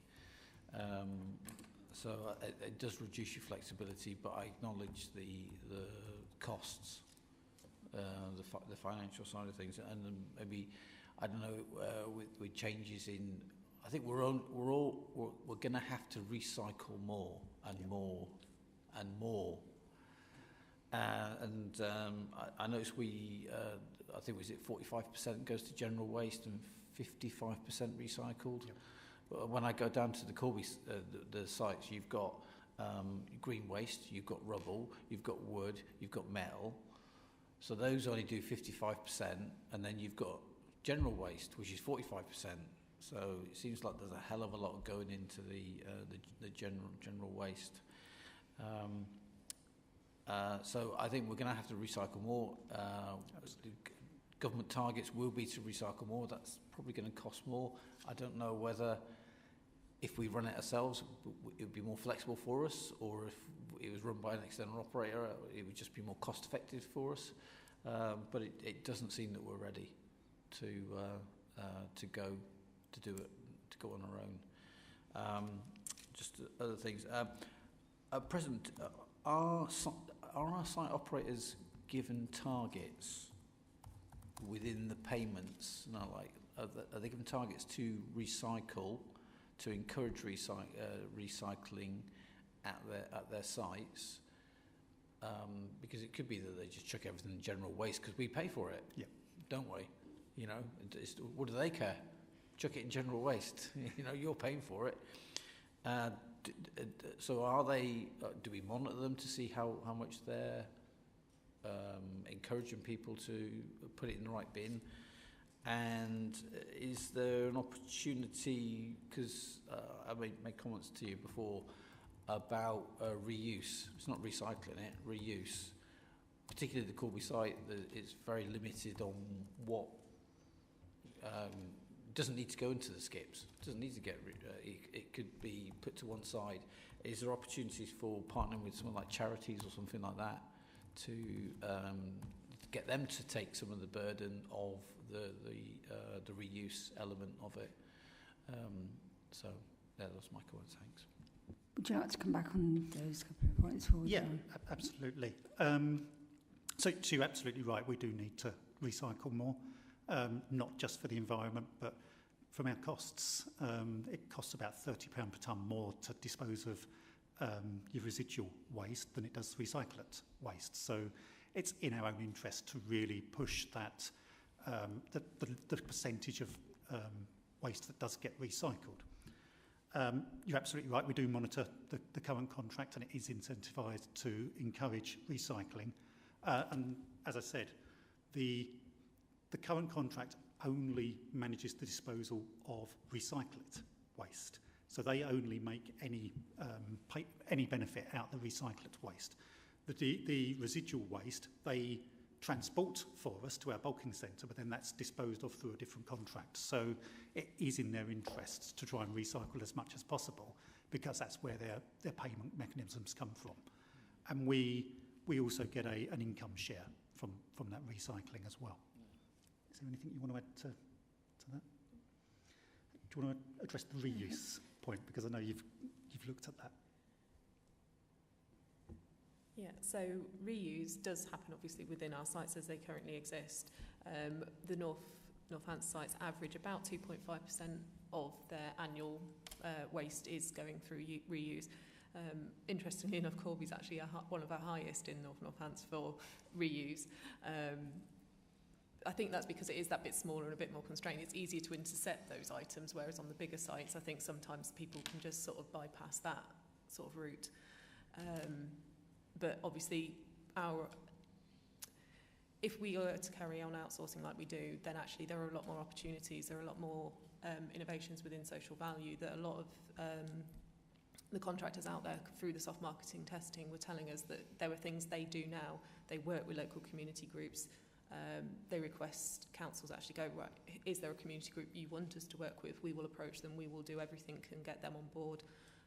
You can do it on-site, off-site. Obviously, at the moment, ours is off-site, so it gets collected but then taken to off-site stores.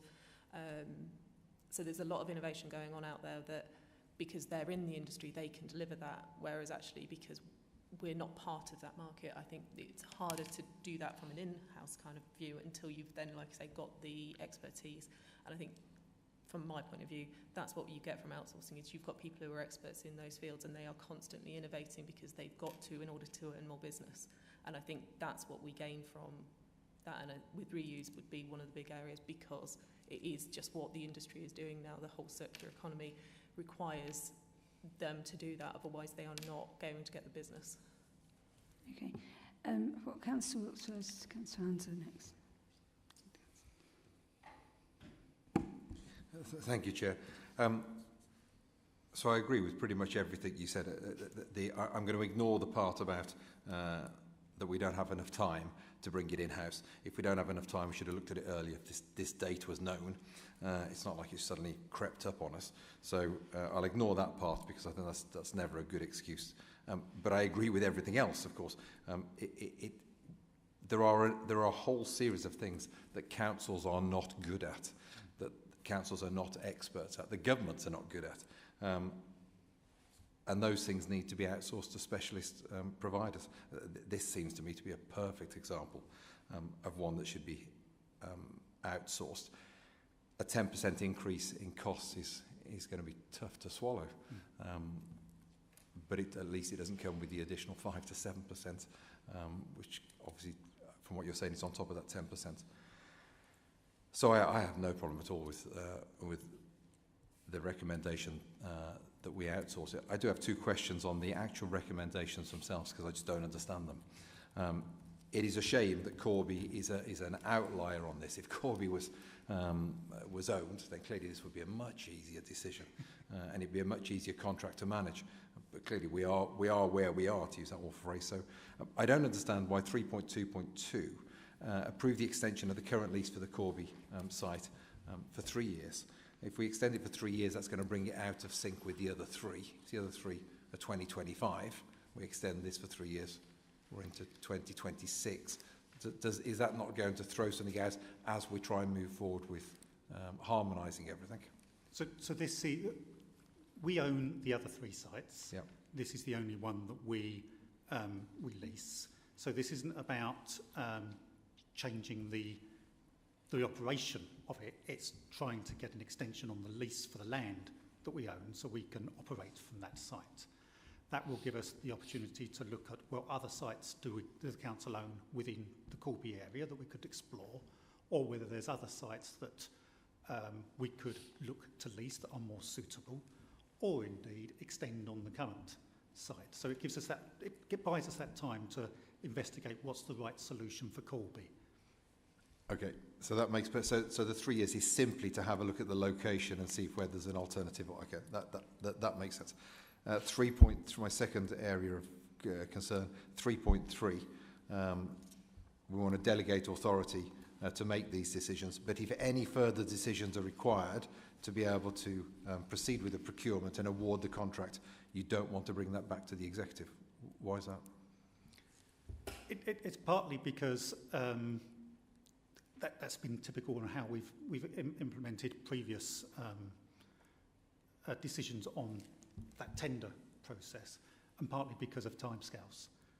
We are really up against it on being able to have something in place by April 2025.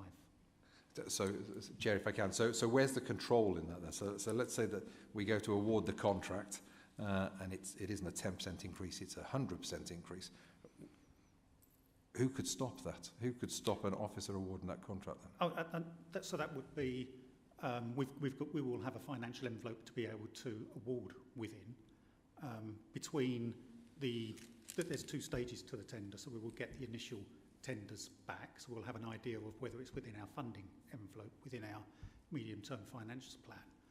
And if it's not, there's another stage that allows us to go through some form of negotiation to reduce that. So there's the delegated authority to the executive member for finance and for highways and assets, in order to be able to intervene should it not comply with the sort of the delegated authority that the executive placed onto those officers and members.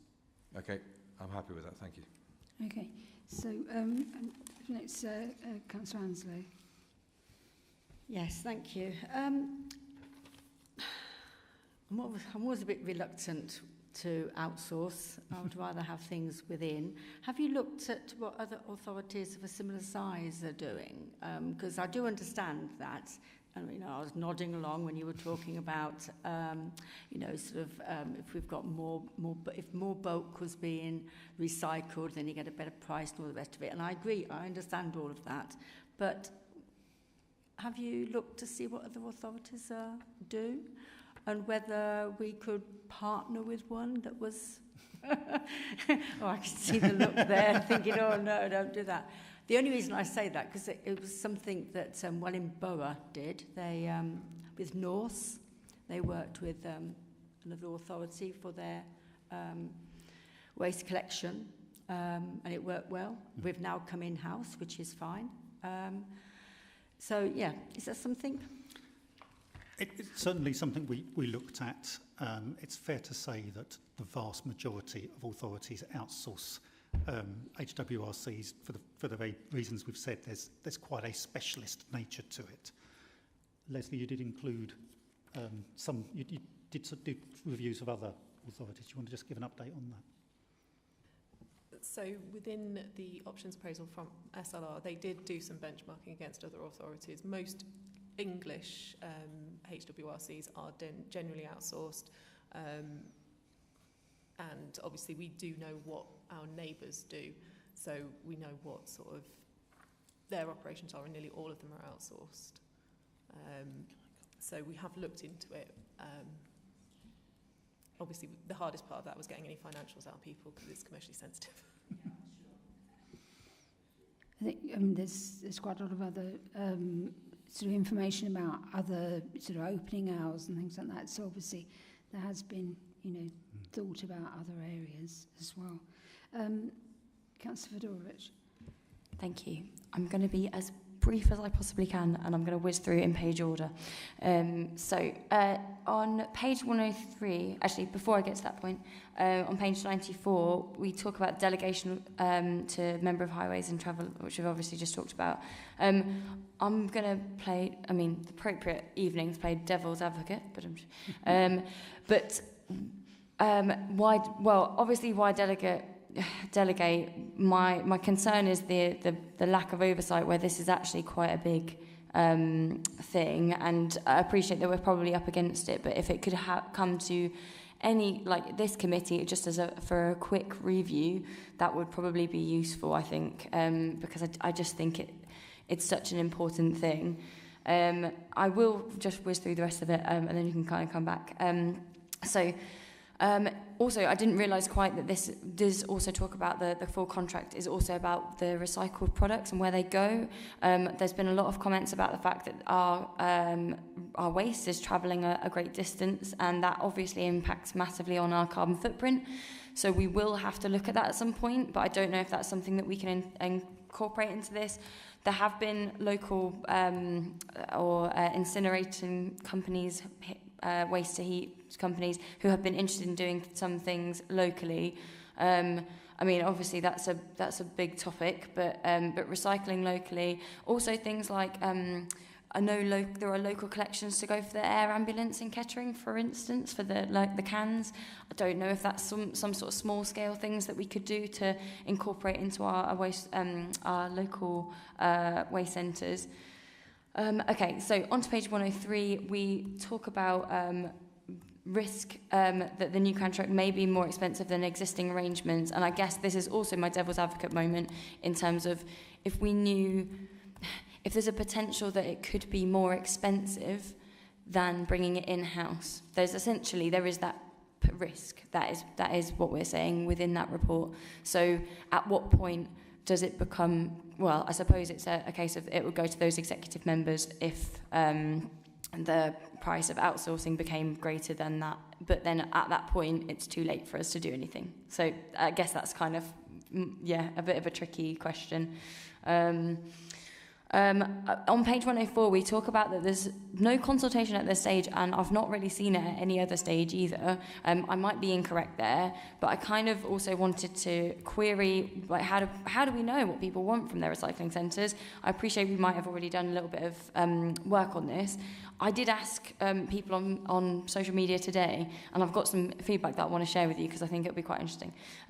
But yeah, just actually asking people about that has been really, really, that kind kind of open question because, yeah, I think we really need to understand what people want to see. We also only mention equality's impacts that negatively impact people on page 104, where I actually think we should probably be looking at some positive enhancements for those particular needs. Obviously, we don't want to also have negative impacts as well. But I also wanted to mention, TerraCycle is mentioned in here, but also I didn't see anything about RAW. And I know our most local TerraCycle scheme, or like some of them are Market Harbour, Wellingborough, Bedford has RAW. But again, that's the sort of thing, we don't have anything like that in Kettering, and people are crying out for it. On page 113, I just wanted to I think we've been quite ambitious, or like some of the government's goals are quite ambitious, but I do think we probably need to be more ambitious ourselves with what we're actually trying to do, because we're probably going to fall short. We need to try and be looking at, in 5 years' time, I think some of the improvements, I don't have it right here, but 5 years, I think we should be making some seriously exciting changes, because the plastic that is overwhelming our environment is such a big problem. On page 124, we've got forecast tonnage, and I did clock that this might not be high enough. Appreciate that it's obviously the forecast tonnage for increased number of people that we have coming as the areas expand. But we've then got on page 125 where we talk about approximately 29,000 tonnes of recycling that could be achieved. So I think while we're hopefully going to see more of this culture shift where people really start waking up to recycling and the importance of it, I think we need to be building in that extra wiggle room, which obviously that's exactly what we're trying to be doing here with this. But yeah, I think that's really, really key that we have that wiggle room for more people getting on the bandwagon. We've got on page 126, there have been significant delays regarding the implementation of DRS, and currently this sees implementation in October 2025. And I just basically wanted to query, why have deposit return schemes been delayed? I've seen reports previously saying they've been delayed, and now again we're seeing that they've been delayed, and I just kind of feel like with littering and fly tipping being such an issue, it would really make sense for us to bring that forward as much as we possibly can, because it will make a huge impact to just people's livelihoods and littering in general. The amount of times I've been out to schools to try and educate and get people to take that home, but genuinely everyone just says, why don't we have bottle return schemes? I'm preaching to the converted, but yeah, I'm really glad to see the plastic packaging tax.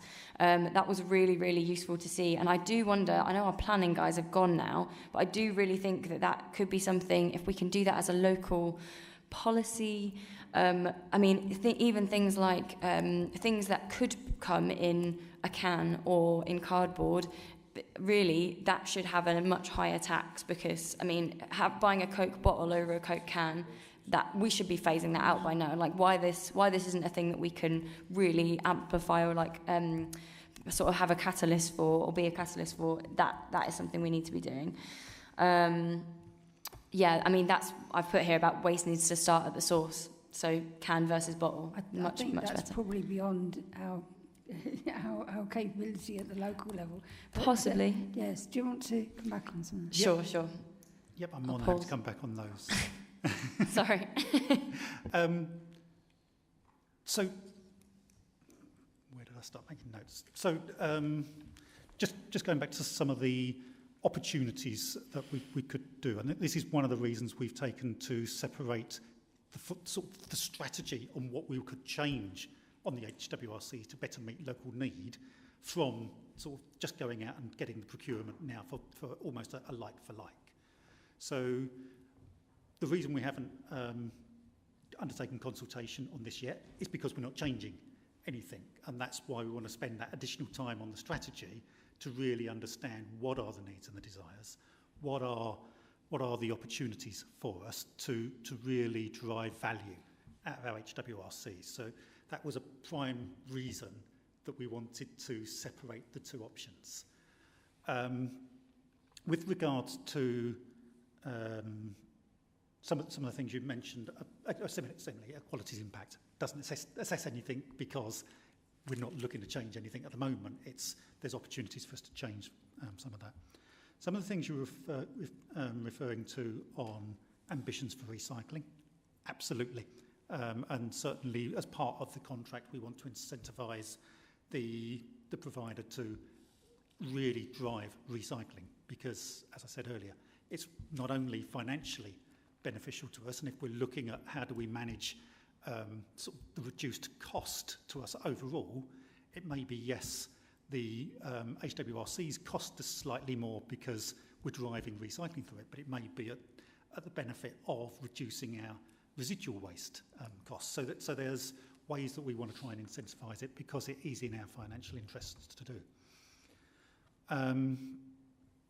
With regards to some of the delays to the deposit return schemes and what you were suggesting about the plastic packaging, that delay is a government delay. So there was proposed legislation looking at rolling out councils were consulted on initiatives to roll out deposit return schemes, to look at the way that local authorities recycle and collect waste from households. And also the plastic packaging tax was what they refer to as extended producer responsibility. So the delay has been in government rolling that out rather than the delay in us rolling it out. There's been some sort of trial schemes on DRS that have taken place in Scotland that the government have been monitoring, and they will make a decision on whether they're going to go with that or not.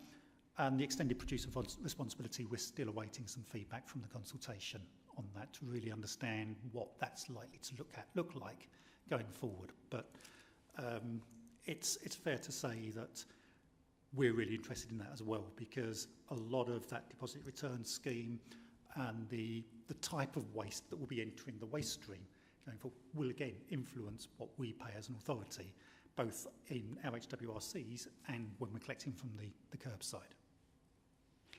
Thank you. Councillor Watt. No, I think all my points have been addressed. Oh, right, okay. Councillor Coleman then. Okay. Thank you. Quite a bit's been answered, but tonight we're just discussing whether it is outsourced or insourced, aren't we? To an extent, yes. Yeah. I, like a lot of people have said, like to see generally things insourced because you can control. But listening to what you've said and having read the report, when you outsource, you're taking away the responsibility of the people and the finances on that side. So to me, it seems the most sensible thing to do at the moment. I was concerned about Corby and why the extension there, but you've explained that to Councillor Wilkes anyway. It does still worry me that it could escalate a little bit above what we're thinking it would be, and that would be my concern, and I would like to know it would come back, and it worries me that it might not on finances. That's the only thing I would like clarity on the financial side. Sure. Well, as I said, we've part of the review has looked at the market intelligence to understand what the likely cost is going to be.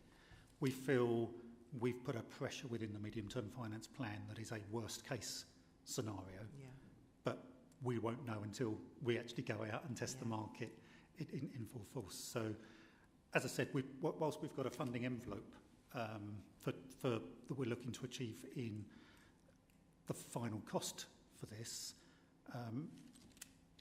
we are relatively confident we'll come within that, and therefore it can be a relatively straightforward delegated decision because it's a known entity that we've gone out to tender with and a known cost. You're quite right. If it comes back more expensive, then we will need to assess what that looks like for us and how we make that decision, because it won't just be a decision of those people. It will be, well, this is an impact on the finances as a whole, and how do you balance that off against other pressures within the authority. So it would probably have to go back to a different mechanism because it would need the spending approval to be agreed by executive. Thank you. And I didn't actually say, I didn't know reading a document about waste could be so interesting. So, thank you. Okay, Councillor Watt. Just throw you a curveball here. That's presumably this is the cost of retaining 4 household waste recycling sites. When you look at the spread on the North Northants, it seems like if you're an Oundle or up in the top end, you're miles away from one of them. And there was some mention about cross-border stuff and that. So either they're going to Stamford or Peterborough or something like that, or they're coming down. So this is the cost here to retain 4. Yeah. Has there been any thought of what seems to be the obvious one, removal of Wellingborough, and then there would be pretty equidistant, and utilising Rushden? I think Wellingborough is one that needs investment in. Would that reduce the whole cost of it and bring it within something that could be brought in house? So certainly we've looked at those options. The analysis that was undertaken suggested we need more household waste recycling sites rather than less, and part of that is due to the working efficiency of each site. So best practice is for 1 household waste recycling centre for every 39,000 properties, and we're slightly, 35,000 properties, and we're slightly over that with just over 39,000 properties. And the reason for that is if you have sites that are too busy, you don't have the opportunity for site operatives to take the good recyclable material that's been put into your residual waste and take it out and put it into the recycled area. And I mentioned earlier about the quality of recyclate. That's what we mean. It's about making sure that you've got no contamination within your recyclate material. So the busier the site, the less opportunity there is for operatives to get in and move that around. So what you gain in saving on the operation of your site, you tend to lose on your disposal contract. So you end up with having greater costs on your residual waste because some of the stuff that could have been taken out hasn't been. Yeah, I can't find it now, but there was a little table there of costs and payback, and I think it was about, was it £350,000 a year in what we get for our waste? Is that our 350,000, and do we share that with the site operators, or have they got 700,000 or what? Right. I'm going to pass that one over to Leslie. Which point's that? Sorry. There's a table of costs, and it did mention how much we got back because I had a minus in front of it. I can't find it again. It's near the end, isn't it? Was it? This one here, is that 112, 113? That's a larger one. But was... No, that's the one he's saying. 112. Yeah. Yeah, that one there is 384,000 comes back to us. Do the site operators also get of that? Because you said we share it. So off the top of my head, I don't know the contract inside and out, so I can't tell you what the split is, because obviously that was part of it when it was awarded in 2010, and I only joined the team a few years ago, so I don't know their exact split, but they would have a percentage share, and it's probably either on a par with ours or marginally better.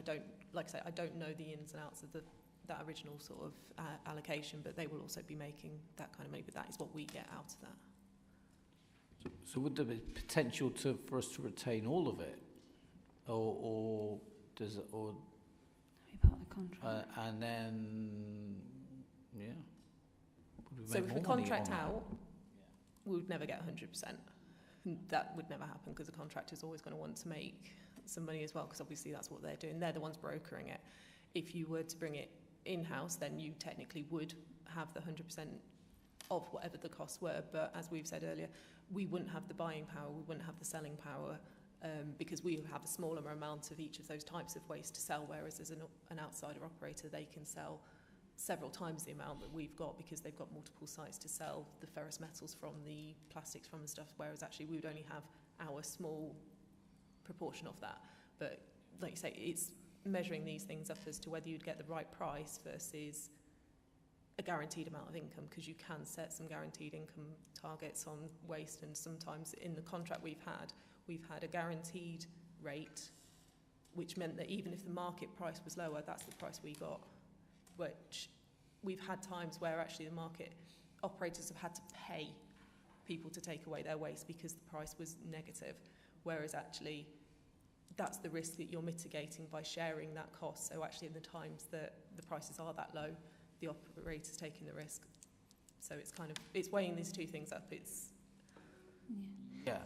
but looking at that, you were saying like a 5 to 7% cost increase, that might be 130, 140,000 pounds a year, whereas we're not sure how much of the what's it called, cost recovery is being given to the site operators. If it was 50-50, it'd be 380,000. We maybe, what was that, 250,000 better off. I don't know what these figures are. The additional 5 to 7%, if you bring it in-house, is already considering that we retain that 100%. So the total is the 475k or whatever it is at the moment, plus 5 to 7% difference between the internal and external. It sounds like members are sort of thinking that they would prefer in-house, but given the circumstances at the moment, that's not practical from timing and cost. What I was thinking was that it certainly seems as though it needs to stay as contracted out at the moment, and then maybe some of the suggestions of enhancements to the service, sorting out the Corby site, sorting out Wellingborough, etc. That all needs to happen. But maybe when it comes to the next sort of renewal of contract, I'm sure it'll be looked at again, because things might have changed by then. And, you know, an in-house solution might then, and I would say, innovate one thing at a time. And we are not at the point where we can innovate to take over that sales and negotiation of, you know, prices on selling and buying of this recyclate, etc., because we haven't got the knowledge, the experience, the expertise in-house, etc. So it certainly seems to me that, you know, looking, you know, people are coming to the conclusion that this is the sort of solution. I think also picked up that if it was slightly concerned about the potential that it could go more than 10%. And my thought was that if you suddenly found that, oh gosh, it's going to be a lot more than I think, okay, well, we'll only have 3 recycling centres, or we'll close them half the week, or whatever it is, that I think at that point it would need to come back for a decision. It's to, you know, more or less leaving it as it is at the moment is, as you said, you don't need to go out to consultation because it's as it is. Absolutely. But I know that the services are very valued, certainly in Rushton, which is where I come from, and the largest, the busiest site. The main problem we have was it's closed on a Monday, and bank holidays are nearly always on a Monday. So we can't take our things to the HWRC on Mondays. So, you know, when you come to the consultation on what goes in the contract, that might be something that you might want to look at, you know, stay open on a bank holiday or something like that, you know. But hopefully those finer points, those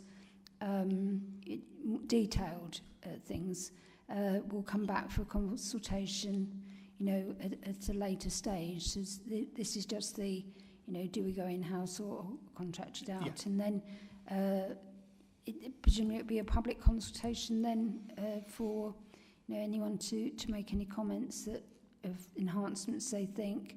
And some are suggested in here as, you know, red flag or amber flag, etc., which some of them seem, you know, quite good ideas, but it was down to money and whether you've got the money to do it. So, Oh, sorry, Councillor Fedorovich.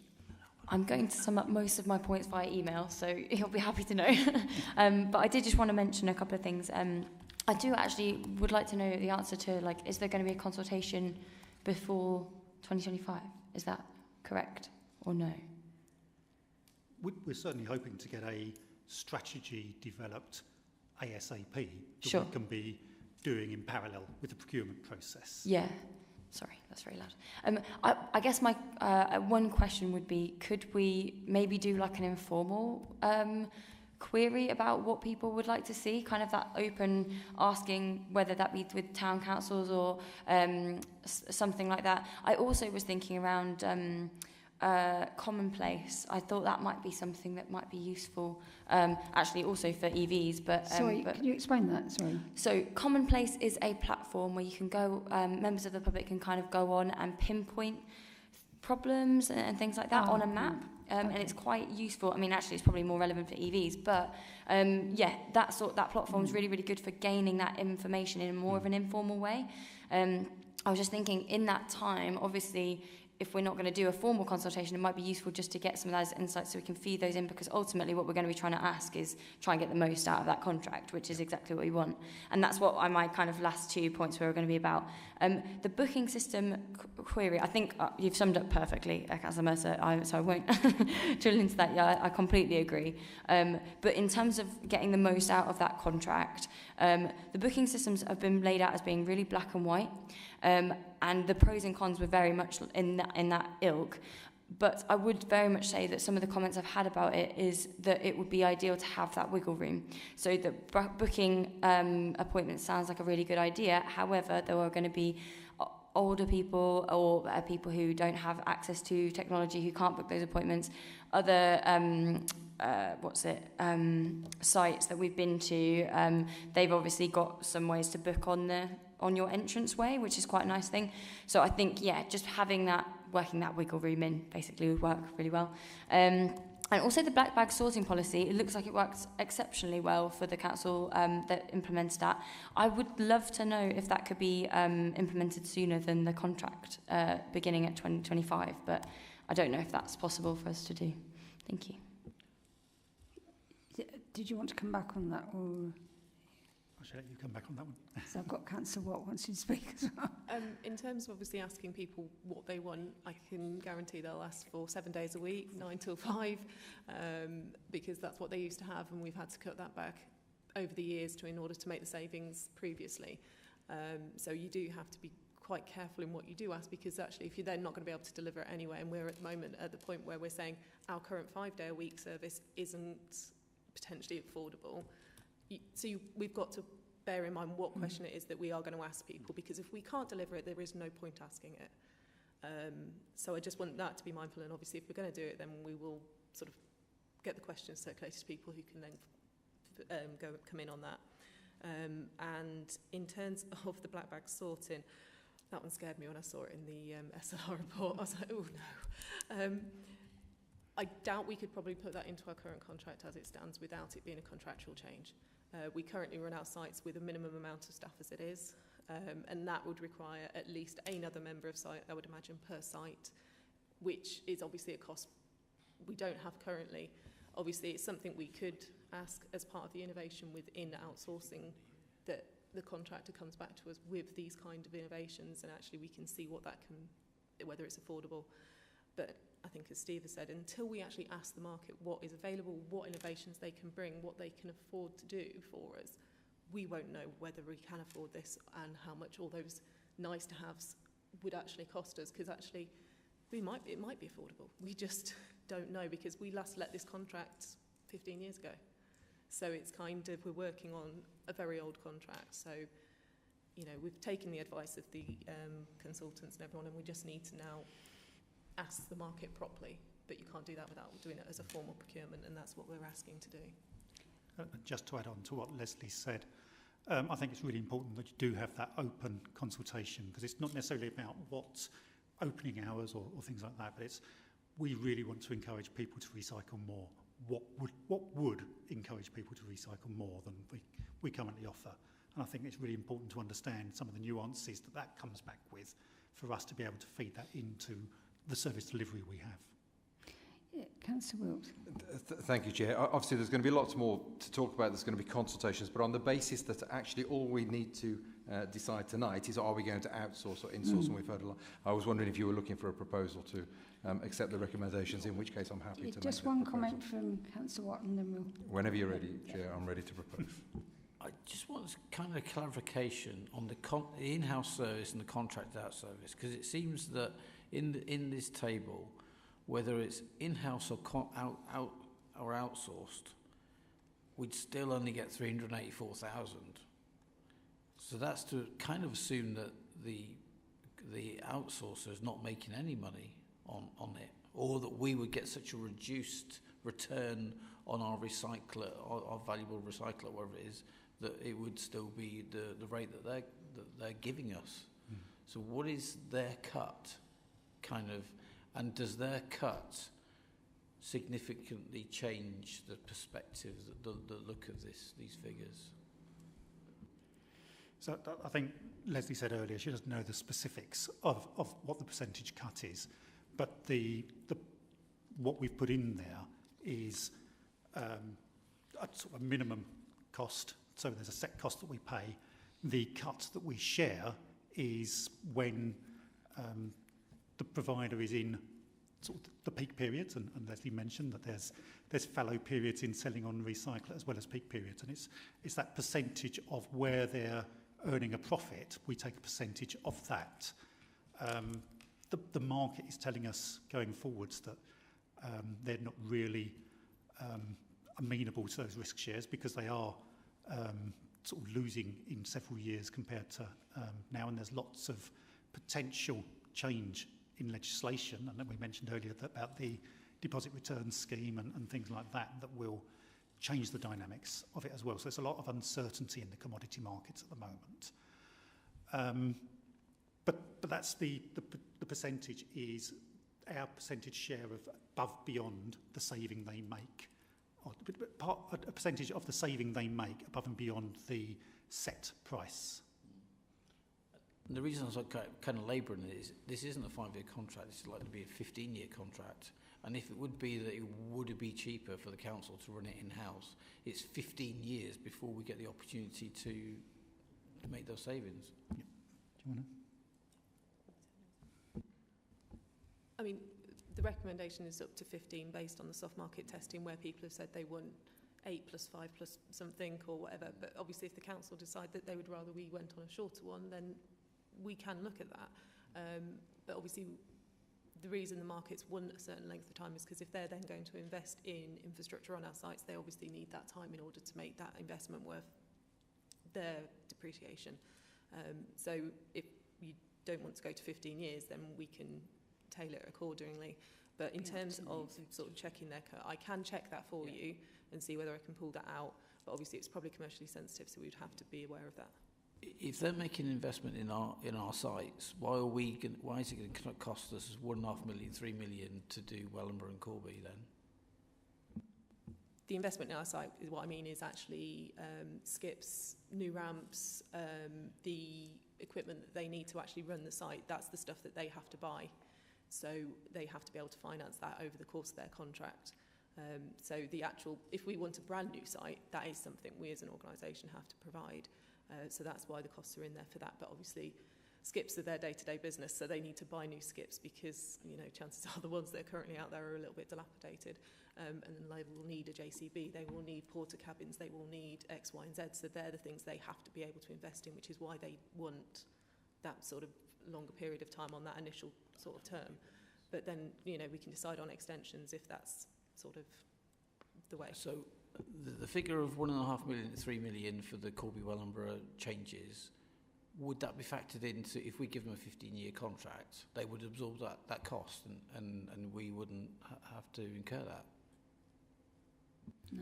No, that would be our capital investment into the sites. So using Corby as an example, that would be our investment in expanding the site. So there's a base site that then the provider puts their equipment on to manage within that site location. Yeah, I think we don't own that site, so why are we spending money on that? We give them a contract to provide a certain thing. We would say we want this. So we want this amount of space. Provide it within this contract. We're not buying extra stuff for you. You're running it. Why outsource it and then have to spend your money on it? Because surely they would be the ones making the profit out of it. So again, using Corby as the example, if we were to expand the site, because there's land around that area that is owned by the same company we lease from, if we were to expand that site, we would need to make sure you'd got the infrastructure there. So the concrete surfacing, the drainage that you'd need to require so that you're meeting environmental requirements. That's that would be the investment in expanding the site. The provider would then have their skips and things that they put it in sort of the optimum locations in order to maximise the recycling and the disposal of waste. So there's two different options there. We provide the hard stuff, and they provide the stuff that moves around that hard bit. Okay, I think probably that we've pursued that to the end. Councillor Wilkes, you were going to make a proposal. Are you talking about the whole lot or taking it en bloc? Chair, I'm happy with all. I asked a number of questions. Yeah. I'm happy with the answer. So we're talking about recommendations at 3, and with the understanding that if the cost went above the limit that the cabinet member or etc. Or director were able to go to, then it would have to go through an extra loop. Is that right? Yeah. Okay. So we have a proposer. Do we have a seconder? Councillor Owen seconding. All those in favour? Yeah, we're not using a red card tonight. Doesn't matter. Okay. All those against? Any abstentions? Okay. Okay. So thank you very much for your time this evening. We've just got in before the 3 hours. I think that's, yeah, we don't have any extra items underneath that, I don't think. Okay, well, thank you very much. I shall close the meeting at, I'm not quite sure what the time is, because the time on this clock apparently is about 6 minutes out, so it's about 10 to.